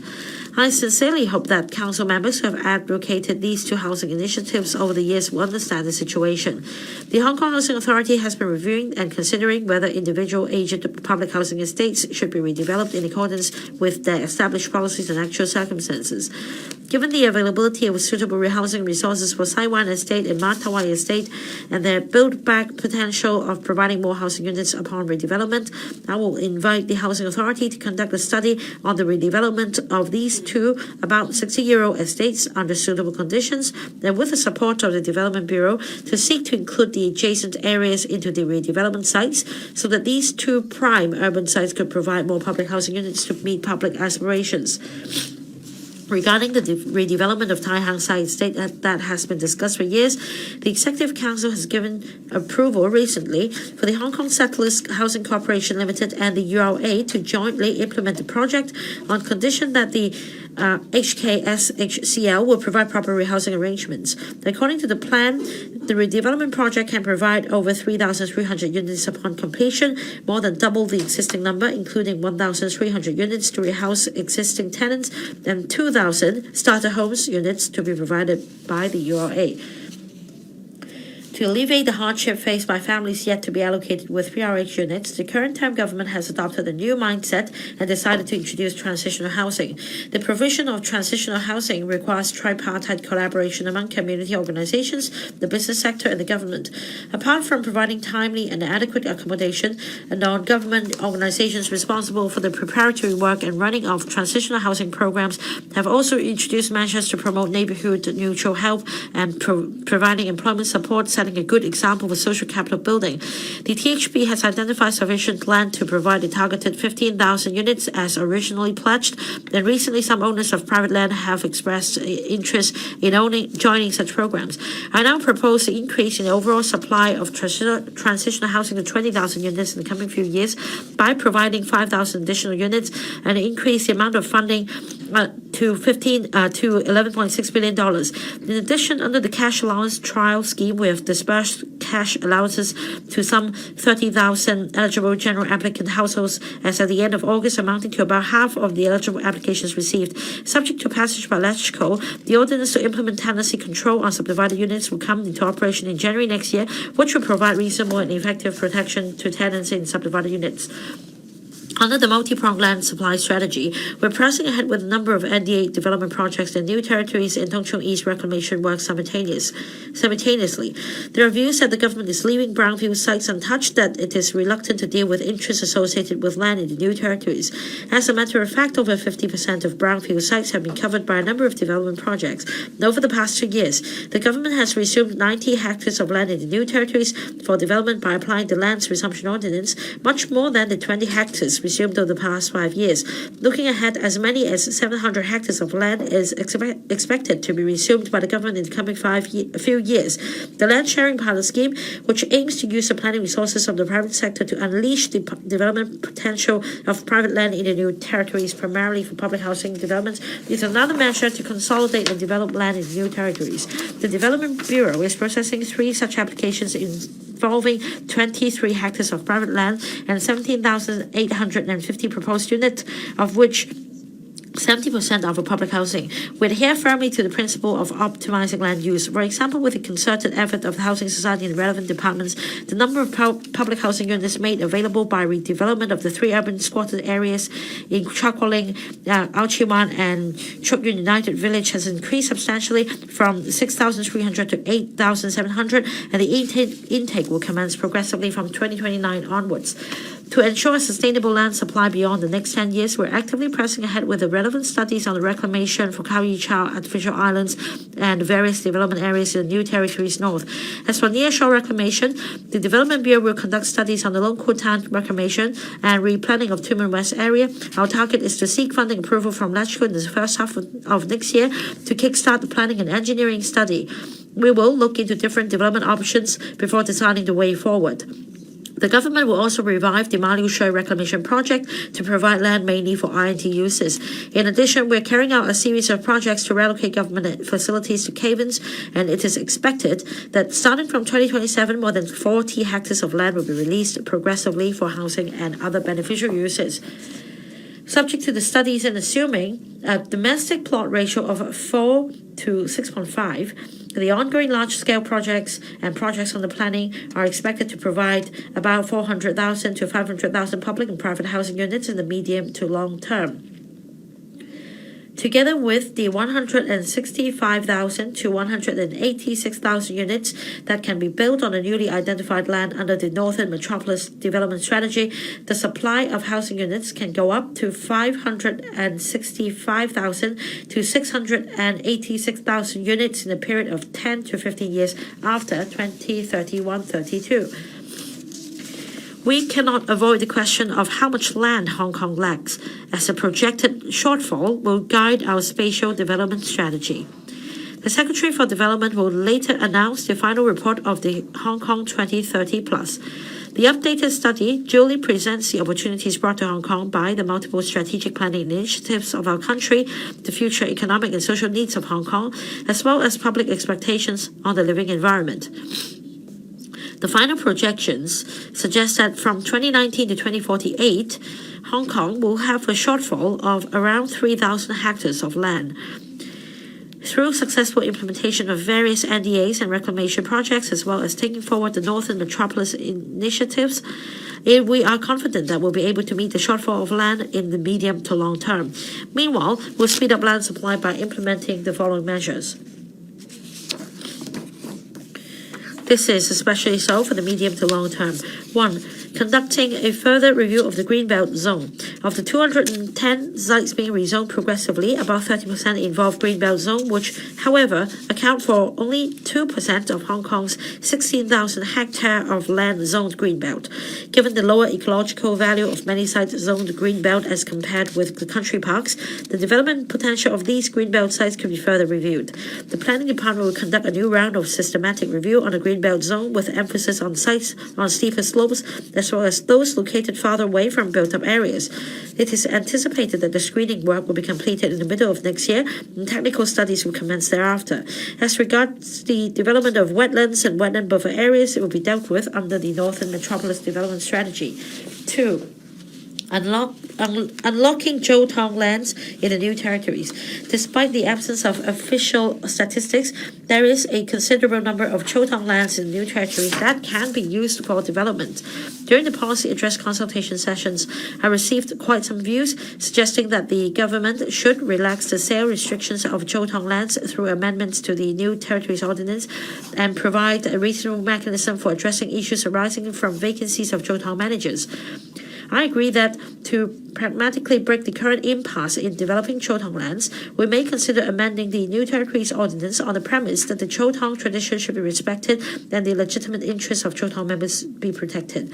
To this end, the Secretary for Home Affairs will set up a working group with the Hang Yi Kok New Territories to conduct a review and work out specific amendment proposals within a year in collaboration with the Development Bureau and other relevant departments. 3. Extending the standardization of land premium assessment to the land in the new territories. With a positive response of the market and the sector to the pilot scheme for charging land premium at standard rates for the redevelopment of industrial buildings, 4 redevelopment projects have accepted the premium assessment based on standard rates so far. The Development Bureau will extend the approach of using standard rates for premium assessment to in situ land exchange applications in NDAs under the enhanced conventional new town approach.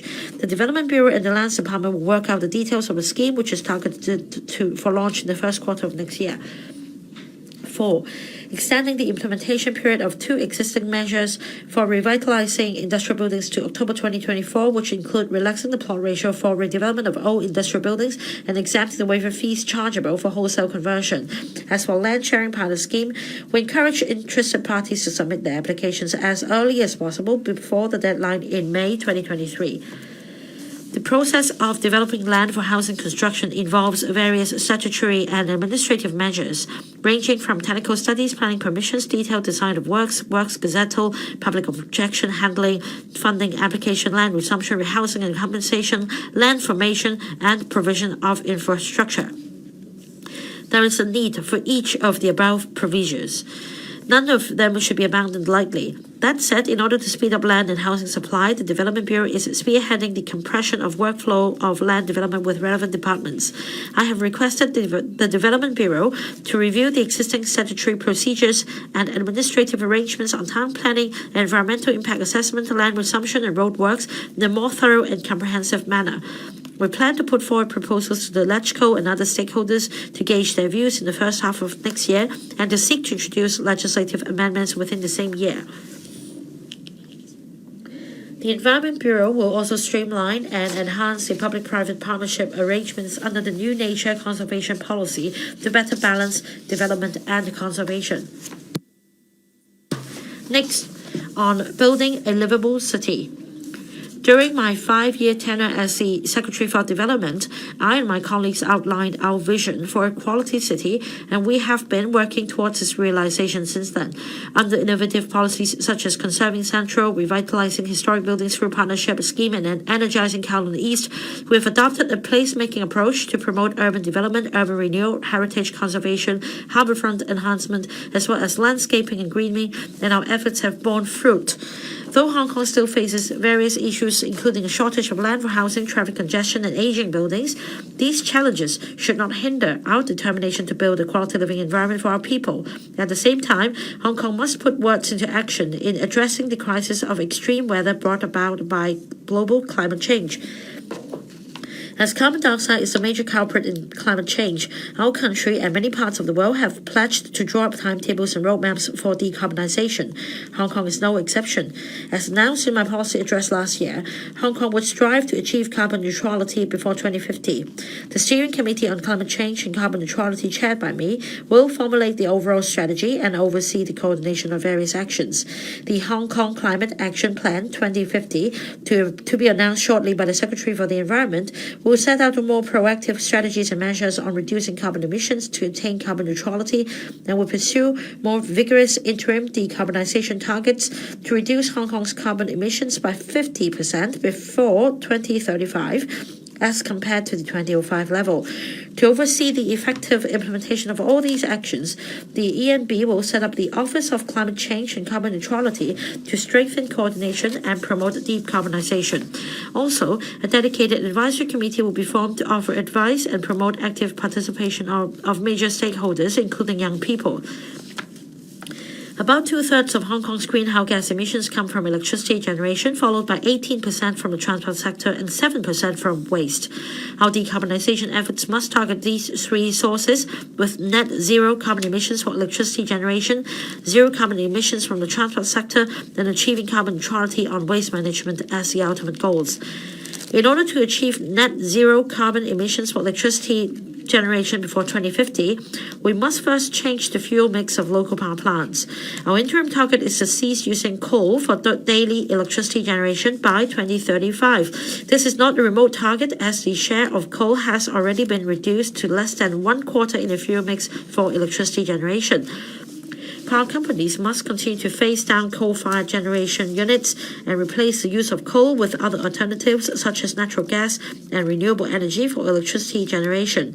The government will grapple with Hong Kong's geographical and environmental constraints in driving the development of renewable energy and strive to increase its share in the fuel mix for electricity generation through facilitating local projects, regional collaboration, and joint ventures, etc. Another strategy to achieve net zero carbon emissions for electricity generation is to reduce energy demand. At present, buildings account for 90% of the electricity consumption in Hong Kong. Promoting green buildings, improving energy efficiency of buildings, and stepping up the efforts to lead a low-carbon lifestyle will reduce the demand for power consumption and generation and lessen the financial burden on the public due to the increased use of clean fuels for electricity generation. Our goal is to reduce the electricity consumption of commercial buildings by 30% to 40%, and that of residential buildings by 20% to 30% from the 2015 level by 2050.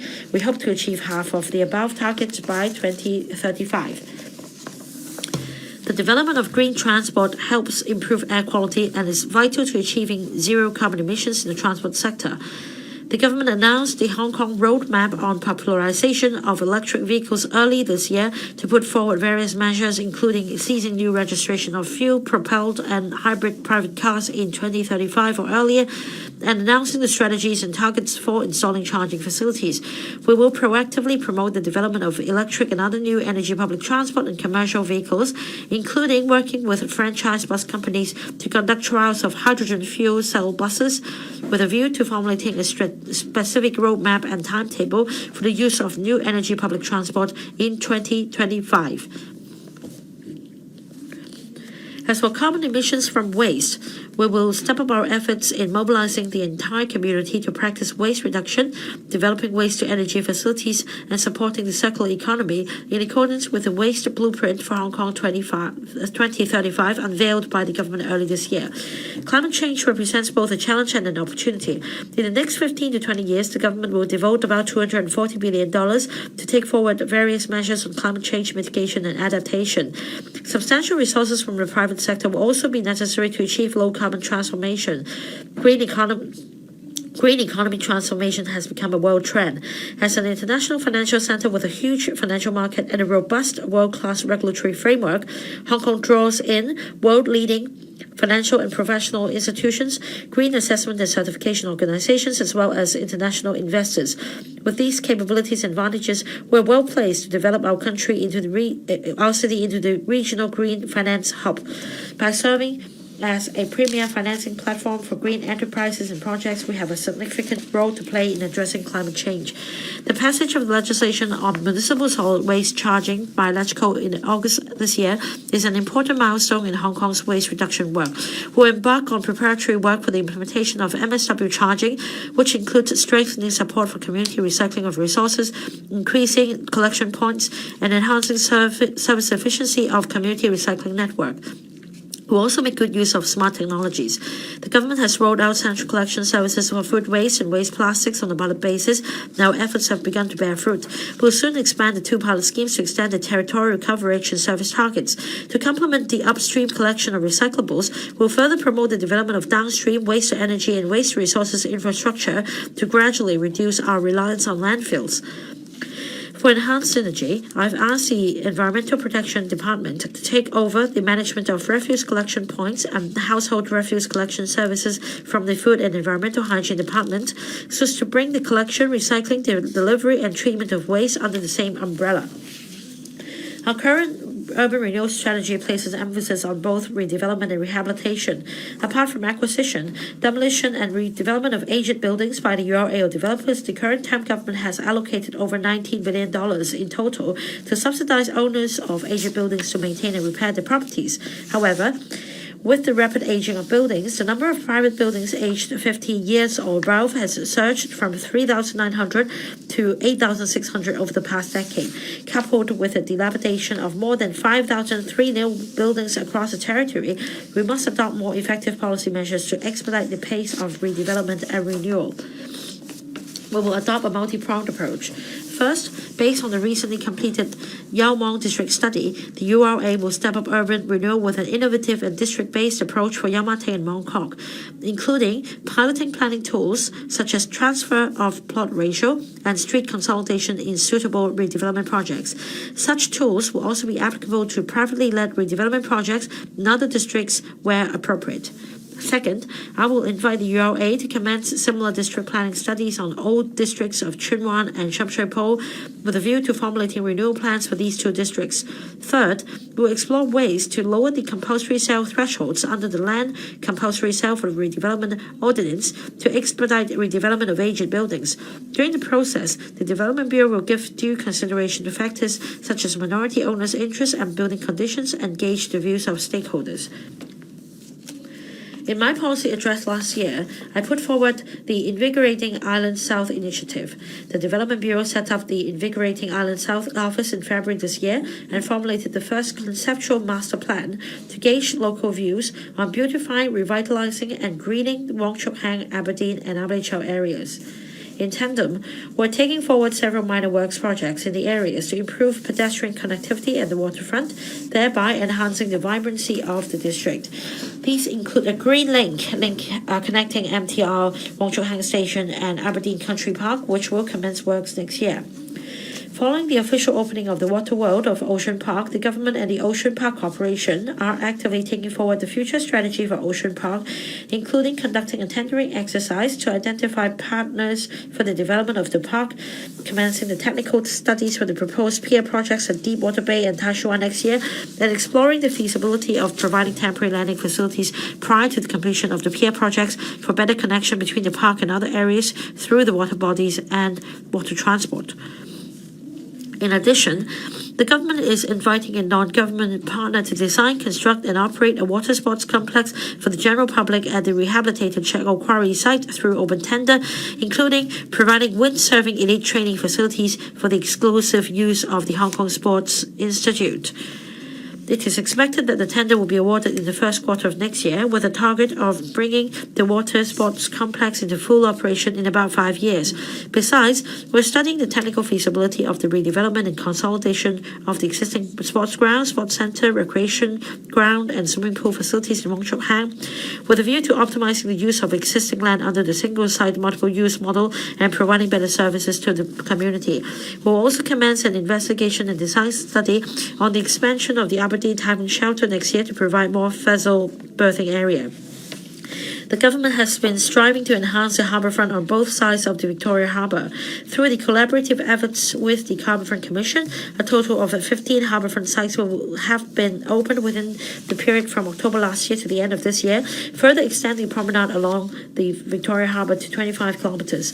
Also, the management mode of harbourfront shared space adopted on a trial basis has been well received. We'll continue to implement the open management approach in more harbourfront sites for the public to freely enjoy the harbourfront space in an inclusive environment.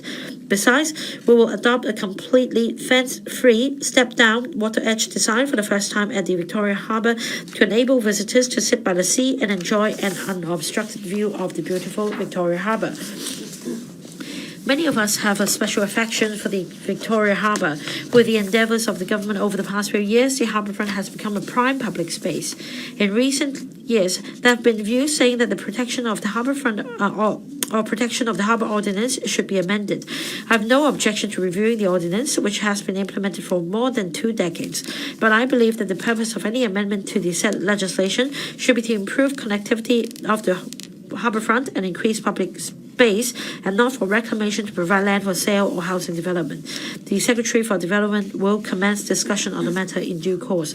Cycling has become popular outdoor activity in recent years. The 60-kilometre cycle track connecting Tuen Mun and Mang On Shan and the 2-kilometre cycle track at the Tsuen Wan waterfront were opened in September last year and July this year, respectively. They are well received by the public. Continued efforts will be made to take forward the construction works of the remaining track of about 20 kilometres between Tuen Mun and Tsuen Wan, so as to complete the cycle track network connecting eastern and western New Territories. As for the urban area, the 13-kilometre greenway for shared use by pedestrians and cyclists in the Kai-Tak development area will be completed in phases from 2023 onwards. Rapid progress has been made since the launch of 5G services last year, with network coverage now topping 90% and even up to 99% in core business districts. According to a report by an international market survey institution this year, Hong Kong ranks first and second in the world in terms of 5G coverage and stability, respectively, bringing vast potential for various commercial services and smart city applications. The government will promote 5G development on various fronts, including releasing more 5G spectrum for auctioning by the end of this month to satisfy the needs of various 5G services in terms of speed, capacity, and coverage. Through the subsidy scheme for encouraging early deployment of 5G, we will subsidize more sectors to boost efficiency and productivity by adopting innovative 5G applications such as telemedicine, distance maintenance support, and real-time safety monitoring in construction sites. Smart mobility is another key initiative to promote smart city development. The Transport Department will progressively implement the free-flow tolling system at government toll tunnels and the Changsha control area from the end of next year. The system will bring convenience to motorists and improve tunnel traffic. Of the 7 automated parking system projects, those in Chunwan and Taibo will be commissioned this year and next year respectively. To promote autonomous vehicles, the Transport and Housing Bureau will submit a bill to the next term of Electoral on the establishment of a new regulatory framework for autonomous vehicles to enable wider and more flexible trial and use. In addition, the Smart Traffic Fund was launched in March this year to provide funding support to projects that enhance commuting convenience for motorists, increase transport efficiency, and improve driving safety. The Hong Kong-China delegation staged a distinguished performance at the Tokyo Olympic Games, achieving the best results in Hong Kong's history and making all Hong Kong people proud. Hong Kong athletes have also done a great job in the events at the Paralympic Games with remarkable and encouraging results. The success of Hong Kong athletes has not come about by chance. In addition to their own efforts and the support of different sectors, the government's policy directives and an allocation of resources are also indispensable. To further support the development of elite sports, I announced earlier that we will expedite the construction of new facilities building of the Hong Kong Sports Institute. With funding approval by Electoral, we will seek to complete the works in mid-2024. We will also finance jointly with the Hong Kong Jockey Club Charities Trust the setting up of a $300 million special fund to enhance, through research in sports science and sports medicine, the competitiveness of athletes in international sports events. Furthermore, the government will continue to provide support for retired athletes, including athletes with disabilities. This year, more than 70 retired athletes have joined the Retired Athletes Transformation Program, which was launched in 2018. They are employed by eligible schools and sports organizations to assist in promoting sports and identifying potential sports talents. We will allocate more resources to expand the program. The target is to double the number of retired athletes joining the program within 5 years to provide them with more opportunities for career transformation. In addition to policy objectives of supporting elite sports, maintaining Hong Kong as a center for major international sports events, and promoting sports in the community, we will explore ways to further promote sports development in Hong Kong through enhanced professionalism in sports sector and development of sports industry. The commissioning of the Kai-Tak Sports Parks in 2023 and opportunities arising from Greater Bay Area will foster more diversified development in sports and provide young people as well as retired athletes with job and development opportunities. A working group chaired by the Secretary for Home Affairs will discuss with the business and sports sector on how to further support the development of the sports industry in Hong Kong and submit a report to me in due course. I'm grateful for the trust and support of the central government in allowing Guangdong, Hong Kong and Macau to host the 15th National Games in 2025. Will spare no effort to work closely with the relevant ministries of the central government, the governments of Guangdong Province and Macau SAR to organize a simple, safe and wonderful 15th National Games. Our cultural sector is thrilled by the support for Hong Kong as stated in the 14th Five-Year Plan to develop into an East-Meets-West Centre for International Cultural Exchange. The flagship projects of the West Kowloon Cultural District, namely the M+ Museum, the Hong Kong Palace Museum and the Lyric Theatre Complex, as well as the East Kowloon Cultural Centre under the LCSD and the Kai-Tak Sports Park, which can also stage cultural performances, will be completed successfully in the coming years. With these new cultural landmarks and the 5 major policy directions I mentioned earlier to support cultural development, the vision of developing Hong Kong into a cultural metropolis will soon be realized. This will definitely offer a unique experience for the blend of Chinese and Western cultures and a fruitful cultural journey for locals and visitors. Now I turn to how we improve people's livelihood. As reflected in the allocation of resources, the current term government is committed to building a caring community and looking after underprivileged. Recurrent expenditure on social welfare has significantly increased from $65.3 billion in 2017-18 to $105.7 billion in 2021-22, an increase of 62% over 4 years. It is the biggest expenditure item among different policy areas, accounting for about 20% of the overall current government expenditure. In the face of the uncertainties in our economic outlook and serious fiscal deficits, the government will focus on the implementation of planned policy initiatives in the year ahead and renew the effectiveness from time to time to ensure that needy citizens can benefit. The wealth gap issue in Hong Kong is the community's primary concern. It is the responsibility of the government to take care of those in need by providing a social safety net through income redistribution. According to statistics released at the end of last year, the size of the poor population in 2019, after taking into account all the cash and public housing benefits, decreased significantly from the pre-intervention 1.49 million to 0.64 million. This shows that the safety net has effectively achieved the function of income redistribution by providing concrete support for the grassroots and lifting them out of poverty. The setting of a poverty line for Hong Kong based on the concept methodology of relative poverty, which only measures income without considering assets, was advocated by me as chairman of the Commission on Poverty in my capacity as the Chief Secretary for Administration. The objective is to monitor the poverty situation and alleviate poverty with targeted efforts through regular data collection and analysis. Past analysis show that elderly and working poor households are two groups requiring special attention, and PRH is the most effective poverty alleviation measure. As such, there are views that poverty problem of Hong Kong is in fact a housing problem. Besides expediting the development of PRH, the current term government has significantly improved cash welfare over the past few years. First, introduction of the higher old-age living allowance has enabled some 570,000 elderly persons, including those with owner-occupied property or living with income-earning family members, to receive a higher monthly allowance of $3,850. Second, enhancements to the Working Family Allowance Scheme have substantially increased the rates of allowances and relaxed eligibility criteria, thus allowing a four-person household of two children, which is an income of not exceeding $22,400, to receive a maximum monthly allowance of $4,200. Third, a series of measures to improve the comprehensive Social Security allowance assistance have been implemented, including substantially increasing the rent allowance and relaxing the eligibility for a range of special grants. As a result of the implementation of these three initiatives and other improvement measures, the total recurrent expenditure on cash welfare has increased to $67.4 billion in 2021-22, which is 56% higher than that in 2017-18. The government's poverty alleviation strategies will focus on four areas in future. First, we'll continue to lift needy elderly out of poverty by providing cash welfare, including the CSSA and the OALA. We'll merge the normal and higher OALA in the second half of next year so that the more lenient asset limits of the normal OALA will be adopted across the board, and eligible applicants will receive payment at the higher OALA rate.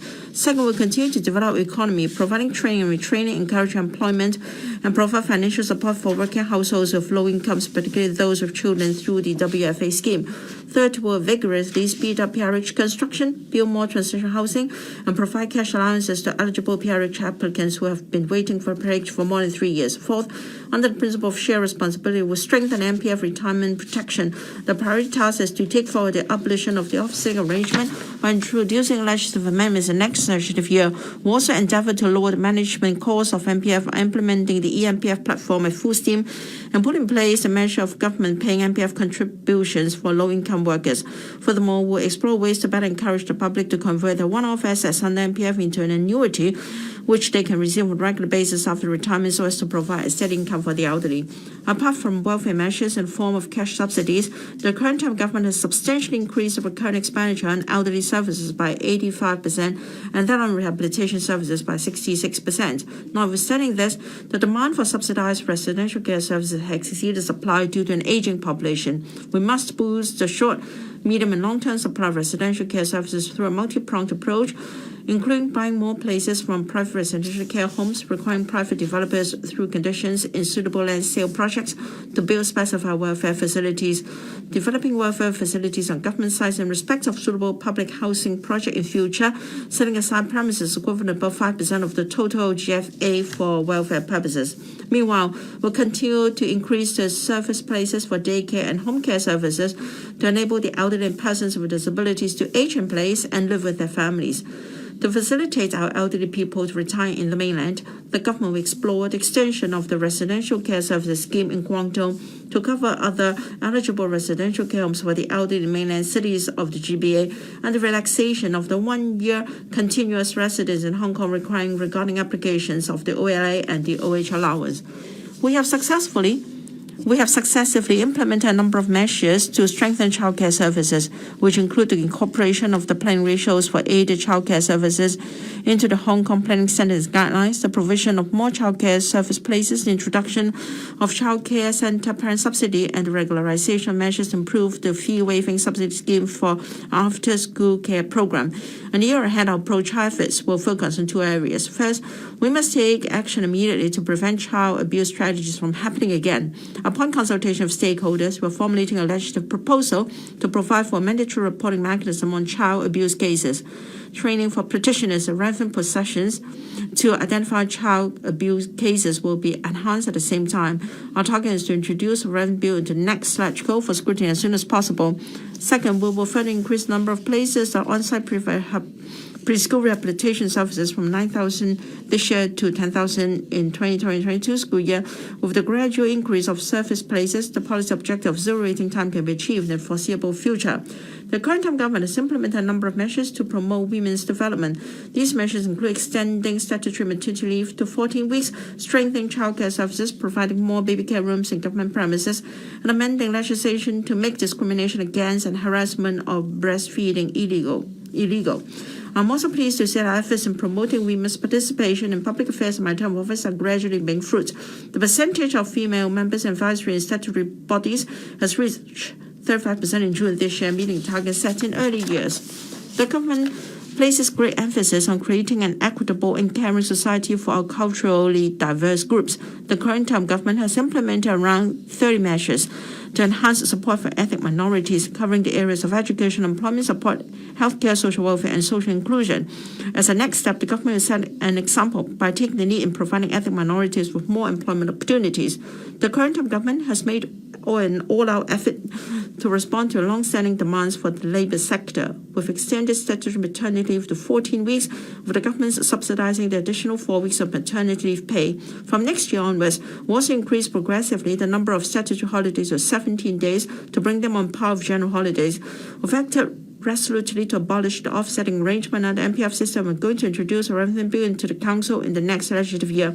We've also attached great importance to occupational safety and health. We are preparing to raise the revenue penalties through legislative amendment. Moreover, we'll launch a pilot rehabilitation program for employees injured at work next year to help injured employees recover and return to work early. With our anti-epidemic efforts sustained over the past 21 months, all confirmed COVID-19 patients have received timely and proper treatment in hospitals. This is an extraordinary achievement which demonstrates the remarkable efficiency, professionalism, and high adaptability of the healthcare system in Hong Kong. That said, there are still inadequacies in the healthcare system. We need to make improvements in multiple aspects in order to tackle the challenges posed by our healthcare services by an aging population. Among these areas, a pressing need to vigorously improve the development of primary healthcare services and foster medical-social collaboration.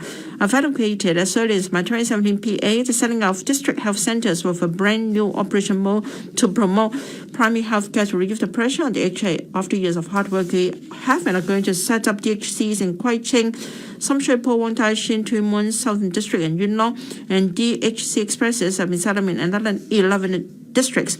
In parallel, the FHB has proceeded with a comprehensive review on planning of primary healthcare services and governance framework to formulate a full blueprint for the sustainable development of primary healthcare services in Hong Kong. Enhancement of medical-social collaboration will be a critical part of this review. The COVID-19 pandemic has presented exceptional challenges to public health authorities around the world. Hong Kong is no exception. We take stock of the progress made over the past 3 months and consolidate our experience in combating the epidemic. We'll also consider strengthening the core functions of the DH in formulating and implementing public health strategies, as well as monitoring and facilitating the development of health technology and the research and development of drugs so as to enhance its capability to cater for the future development of society in public health.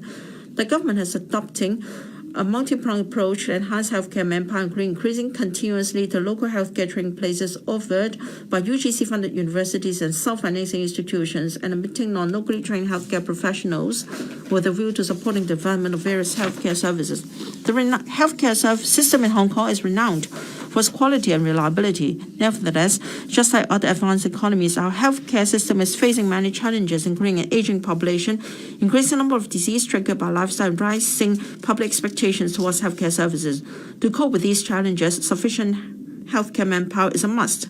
While the number of locally trained places for healthcare professionals will be increased, LegCo has completed the scrutiny of the Revenue Amendment Bill to enable qualified non-locally trained doctors to practice in Hong Kong, thereby increasing our overall manpower supply of doctors.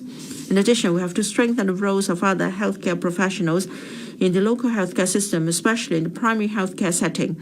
The FHB will follow up with the statutory boards and councils of various healthcare professions on the recommendations and a report of the Strategic Review on Healthcare Manpower Planning and Professional Development promulgated in 2017, including proposing legislative amendments to allow patients to have direct access to healthcare professional services such as physiotherapy and occupational therapy without a doctor's referral, so as to avoid delay in treatment. Furthermore, to enhance the professional competency of healthcare personnel, we'll legislate to make continuing professional education and/or continuous professional development a mandatory requirements of supplementary medical professionals during the relevant ordinance, as well as nurses and dentists. Drawing on the experience in implementing the ongoing voluntary accredited registers schemes for healthcare professions, the FHB will also explore the feasibility of introducing a statutory registration regime for those healthcare professionals who are currently not subject to any statutory registration requirements, such as clinical psychologists, speech therapists, and dietitians, with a view to protecting public interest. Having affirmed the positioning of Chinese medicine in the development of medical services in Hong Kong, the government has rolled out various measures, including the construction of the Chinese Medicine Hospital and the Government Chinese Medicine Testing Institute, the provision of government-subsidized outpatient services and integrated Chinese Western medicine inpatient services, and the establishment of Chinese Medicine Development Fund. To promote the long-term development of Chinese medicine sector, the government will explore empowering Chinese medicine practitioners to prescribe diagnostic imaging such as X-ray and laboratory tests for their patients. Talent is the most important element of the future development of Hong Kong, and education is the key to nurturing talents. During my term of office, I have proactively realizing my vision for education, i.e., nurturing our young people into quality citizens with a sense of national identity and social responsibility and affection for Hong Kong, as well as an international perspective. I've also delivered my electoral promise providing additional resources for education. However, as a minority of our students have been deluded and radicalized to take part in illegal acts and even participate in organizing extreme political activities, we must pay more attention to the sense of national identity, values, and civic mindedness of our next generation. A nation will prosper when its young people thrive. The role of a government in education for a nation and region is not merely a provider of resources, but also a policymaker, administrator, and regulator. To enhance the quality of education, I've always heeded the advice of stakeholders in the sector and have asked EDB to conduct in-depth reviews on 8 areas of education to come up with recommendations on how our education system can be improved. I'm glad to see that the EDB is working with schools monitoring bodies, schools, and revenue institutions on the implementation of the recommendations. Meanwhile, the EDB must also safeguard the well-being of students by effectively monitoring and following on any issues that involve school management and the conduct of teachers with a view to restoring Hong Kong's educational order. The current time government has devoted substantial resources to early childhood education with the aim of providing highly affordable and good quality education, kindergarten education to all children, irrespectively of the family background. Currently, as many as 90% of the half-day KG and joining the kindergarten education scheme free of charge will further enhance the professional development of teachers, reinforce the support to students with diverse needs, strengthen the quality assurance framework, promote parent education, etc., view to improving the quality of education. For Chinese people, family always comes first. Our parents, irrespective of their education background, teach us to respect our elders, love our siblings, be kind to our neighbors, and abide by the rules. These are the values parents would like their children to hold on to. I believe that the educational function of families is an integral part of a civilized society, and parents' influence on the children is irreplaceable. The EDB will continue to support various initiatives for reinforcing homeschool cooperation and promoting parent education. Regarding basic education, to better cater for learning and growth of students, small class teaching has been implemented in the vast majority of the public sector primary schools. An improvement to teacher-to-class ratio as well as enhancement of non-teaching staff support have also been made to public sector primary and secondary schools so the teachers can focus on teaching. The current time government has shown its utmost sincerity and support for teachers by implementing in one go the all-graduate teaching force policy in public sector primary and secondary schools starting from the 2019-20 school year. I hope that the teaching force will perform its mission of nurturing talents, equip themselves to keep abreast of social developments and demand for talents, and help students lay a solid foundation for learning through basic education in areas like language and reading proficiency, innovative thinking, and developing an interest in science. To provide students with a diversified and flexible progression pathway and enrich their learning opportunities, we've completed a review of school curriculum and implemented measures for optimizing the 4 senior secondary core subjects as secondary 4 from this school year onwards. Also, we've reviewed the Diploma Yijin subsidy scheme to continue to provide an alternative pathway for ASIC school leavers as well as adult learners to obtain formal qualification for the purposes of employment and further study. Our vocation and professional education training will continue to promote applied learning as a valued senior secondary selective subject by developing more diversified and up-to-date courses, as well as placing equal emphasis on practice and theory to cater for the diverse interests of students and facilitate exploration of multiple pathways for further study and career pursuits. The current time government has rolled out various initiatives to ensure that all students attaining 3322 in Hong Kong Diploma of Secondary Education examination and aspiring to study further will now have access to subsidized undergraduate education. In fact, the post-secondary education of Hong Kong is where our strengths lie. Not only will it nurture local talents for us, but will also contribute to bring a pool of talents for the GBA. I visited 8 UGC-funded universities around July and August this year to understand the latest developments. I'm pleased to learn that the resources invested by the current time government in university research have been creating very positive impacts and outcomes are most encouraging. Take the results of the research assessment exercise 2020 announced by the UGC earlier as an example. About 16,000 research items involving 41 disciplines in 13 areas were assessed by the distinguished overseas and local scholars. Among them, 25% were judged to be well-leading, and a further 45% were judged to be internationally excellent. The research matching grant scheme, which covers a period of 3 years, is due to end in July next year under the original plan. I propose to extend the scheme for another 2 years so that the industrial and commercial sectors can continue to make good use of the scheme to support the research work of the higher education sector. We are committed to catering for students with special education needs. The current time government has doubled the recurring expenditure on integrated education to about $3.6 billion per year, while the recurring expenditure on special education has also increased from about $2.5 billion to about $3.5 billion per year. The allocations not included the provision of the on-site preschool rehabilitation services for preschool children under the LWB.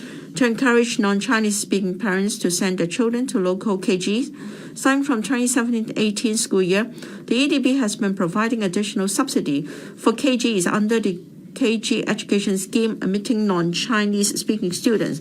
What is more important, however, is to assess the effectiveness of this initiative and make adjustments appropriate in the hope that language will no longer be a barrier for non-Chinese speaking students to integrate into the local community and enter the job market. The child is father to the man. This is particularly true for a person's character and sense of national identity. Education on these attributes must begin from an early age. Students should acquire through education at an early age a correct understanding of the history and culture of our country, as well as the way of the life of its people, including the constitutional order of the Hong Kong SL. Many veteran educators, I have great expectations of the Hong Kong SL government in making Chinese history an independent compulsory subject of the junior secondary level and revising the curriculum since 2018-19 school year, as well as on the citizenship and social development subject, which has been introduced to replace the liberal studies subject starting from this school year. The EDB will assume monitoring role in this respect. Moral education is an important part of school education. To develop students' positive values and attitudes, EDB has in recent years launched funding programs under the Quality Education Fund to support schools in promoting values education, to help students cope with adversities with a positive attitude and develop positive thinking, to safeguard against the adverse effects of disinformation on the internet, to enhance the media and information literacy of teachers and students, and optimize the use of the QEF to support schools in promoting media and information literacy education, teaching students how to distinguish the authenticity of information, nurturing the critical thinking skills, thereby consolidating values education. Confronted with the challenges brought by a rapidly aging population and a declining fertility rate, Hong Kong will face a bottleneck in manpower supply. As a small economy, Hong Kong cannot meet the needs of economic development simply by nurturing local talents. We need to attract non-local talents more proactively to enrich our talent pool, promote high-end economic development, and seize the development opportunities as provided under the 14th Five-Year Plan and the GBA. Following the government's announcement last year to double the annual quota under the Quality Migrant Admission Scheme to 2,000 in an attempt to expand the talent pool of Hong Kong, over 1,700 talents from more than a dozen of countries and regions were approved with the quota. I've decided to double the annual quota of the scheme to 4,000 to attract talents from all over the world to work in Hong Kong. The first talent list of Hong Kong was promulgated by the government in 2018. Upon the completion of a review recently, we decided to add the new professions of financial professionals in compliance and asset management and professionals in environmental, social, and governance to the list. We will also expand the scope of some existing professions to include experts of medical and healthcare services, microelectronics, integrated circuit design, and arts technology, and refine the requirements of legal and dispute resolution professionals with a view to complementing Hong Kong's future policy direction to develop the key areas of finance, INT, arts and culture, as well as dispute resolution services. In addition, through the network of our ETOs and mainland offices, we will assist relevant bureaus in attracting talents to work in Hong Kong. As an international financial center with mutual access to the mainland's capital market, Hong Kong is a huge demand for financial services personnel.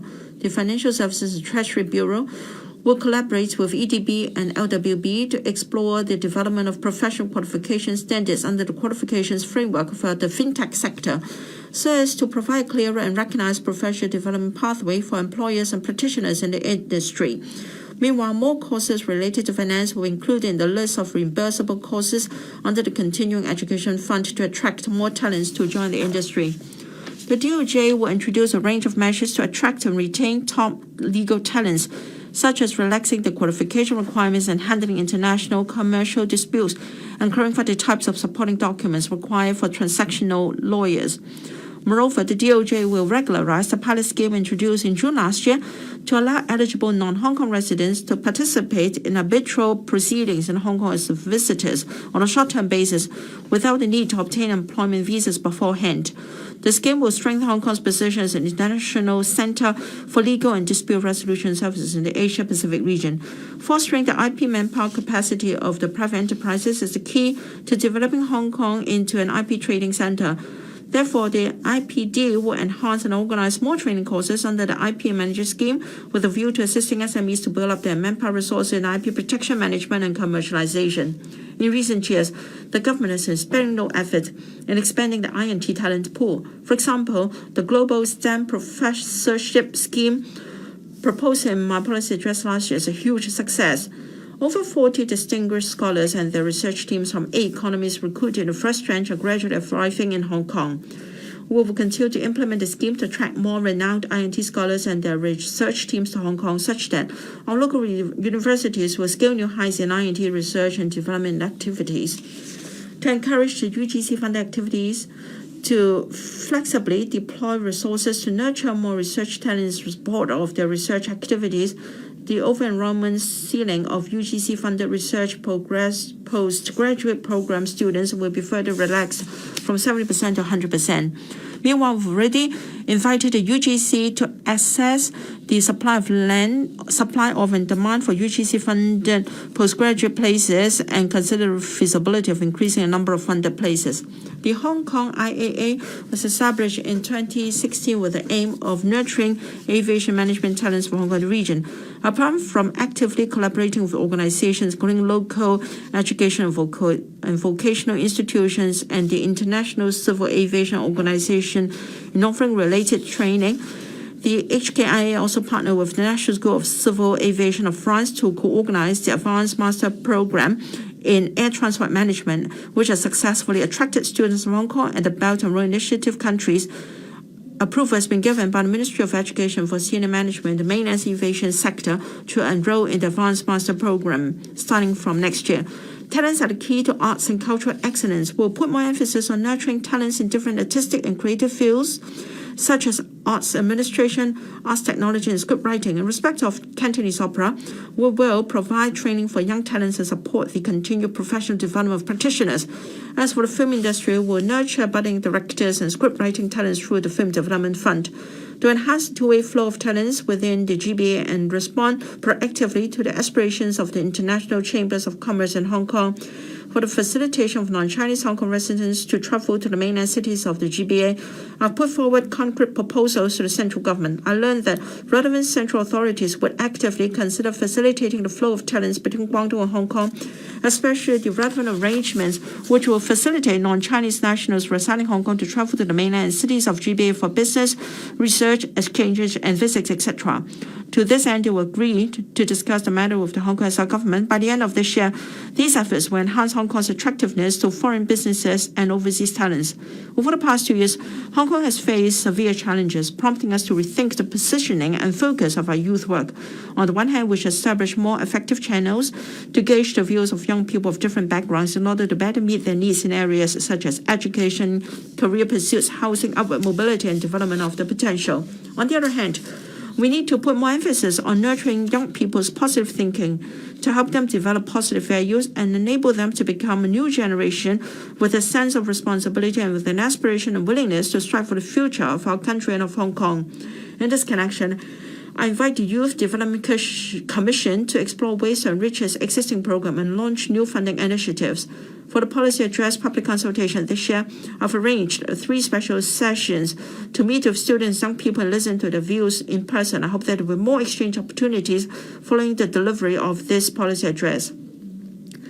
The central government also cares about our young people. The 14th Five-Year Plan mentions facilitating young people of Hong Kong and Macau to study, work, and start businesses in mainland cities of the GBA and establishing a brand of quality exchanges among the young people of Guangdong, Hong Kong, and Macau. Recently, the central authorities and relevant municipal governments have also introduced measures to support the development of Hong Kong young people in mainland, including support for the funding scheme for youth entrepreneurship in the GBA and GBA Youth Employment Scheme, as stated in my policy address last year, as well as support for enhancing various mainland internship and exchange programs.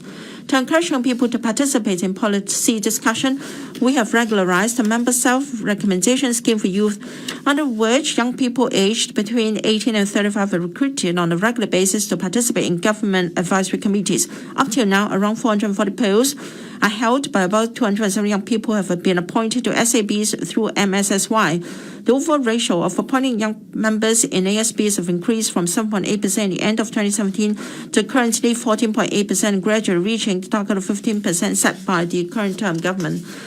While we have an ambitious plan to deliver, our top priority right now remains clear. That is to do our best to control the epidemic for the community so that normal cross-boundary flow of people can be resumed as soon as possible. Looking back in our fight against the epidemic over the past 21 months, I and my colleagues, as well as the HA and our expert teams, have strictly implemented with financial justifications the strategy of guarding against the importation of cases and resurgence of local infections. Thanks to the staunch support of the general public, we have weathered 4 waves of surging cases and have adeptly adjusted our anti-epidemic strategy in light of experience. This strategy has proven effective, as Hong Kong's figures on confirmed and fatal cases are among the lowest in the world. For a city as compact as Hong Kong with the magnitude of flow of people and goods, every Hong Kong citizen should be given credit for this achievement. I would like to express my sincere thanks to each and everyone who has joined the fight against the epidemic. be they from the civil service, the healthcare and residential care sectors or other trades. The commitment and dedication have enabled society to maintain normal operation as far as practicable amid the epidemic.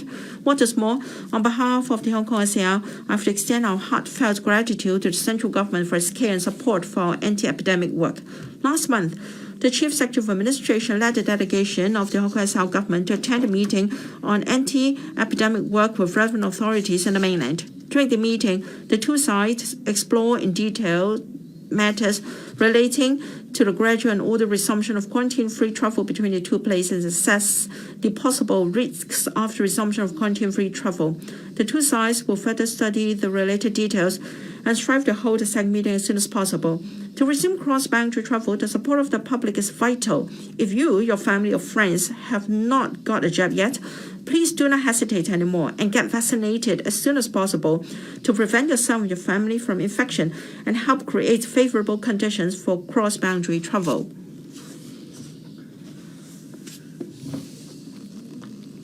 Mr. President, honorable members and fellow citizens, as I sum up the last policy address for my 5-year term of office, I would like to express a few words that are dear to my heart. I left university and joined the government 41 years ago.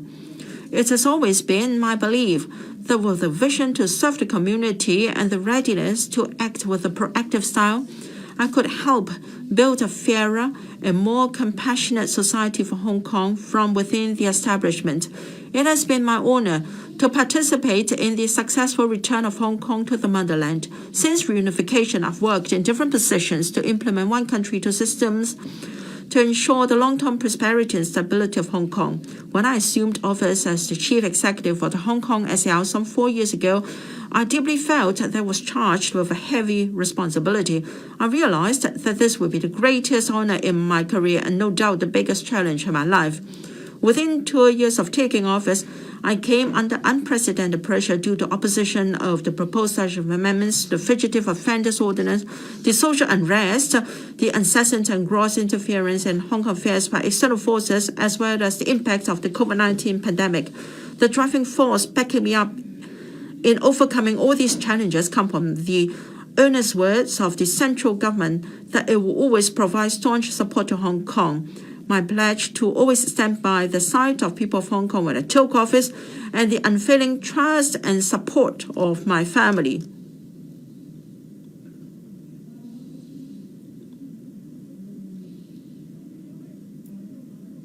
Today, under the double safeguards of national security and the improved electoral system, Hong Kong is back on the right track of one country, two systems. I'm confident that Hong Kong is much stronger than ever, and I'm most convinced that Hong Kong can integrate into the overall development of the country and play an irreplaceable role as our country strikes towards the second centenary goal of the nation. And of course, I wish that we can nurture a new generation with a sense of national identity and social responsibility, as well as an affection for Hong Kong, and pass on the torch to them. The coming year, 2022, will mark the important occasion of the 25th anniversary of Hong Kong's return to the motherland. Led by the Chief Secretary of Administration, a committee comprising bureaus and departments has commenced preparatory work for a series of celebration activities and will liaise with various sectors of the community in due course to jointly organize more exciting events for the public to rejoice in celebration of our return to the motherland. There have been views that the 25th anniversary of the establishment of the Hong Kong SAR is halfway of the journey, that things should remain unchanged for 50 years as enshrined in the Basic Law, and the beginning to the second half of the implementation of one country, two systems. In my view, however, under the steer of the central government and with the cooperation of the Hong Kong SAR, we have, through one country, two systems, improved our legal system and enforcement mechanisms required for safeguarding national safety and enhanced electoral system that conforms to the constitutional order of the Hong Kong SAR. Safeguarded by the Constitution and the Basic Law, one country, two systems will become one of the strengths of the governance system of a country. So long as the Hong Kong SAR firmly observes and upholds the principle of one country and fulfills the requirement of patriots administering Hong Kong, the two systems will definitely thrive and flourish, and Hong Kong will continue to be cherished by our country. At this new start, the 2021 policy address has unveiled a new paradigm and set out a new blueprint. Let us stand united and set off to building a bright future together. Thank you.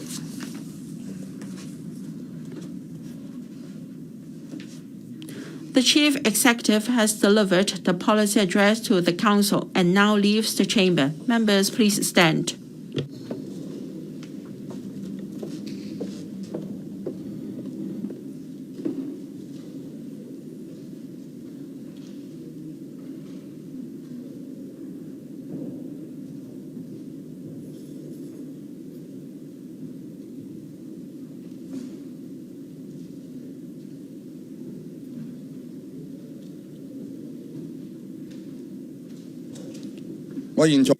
I now adjourn the Council. The Council will resume for holding the Chief Executive's question and answer session on the policy address tomorrow at 10:30 a.m.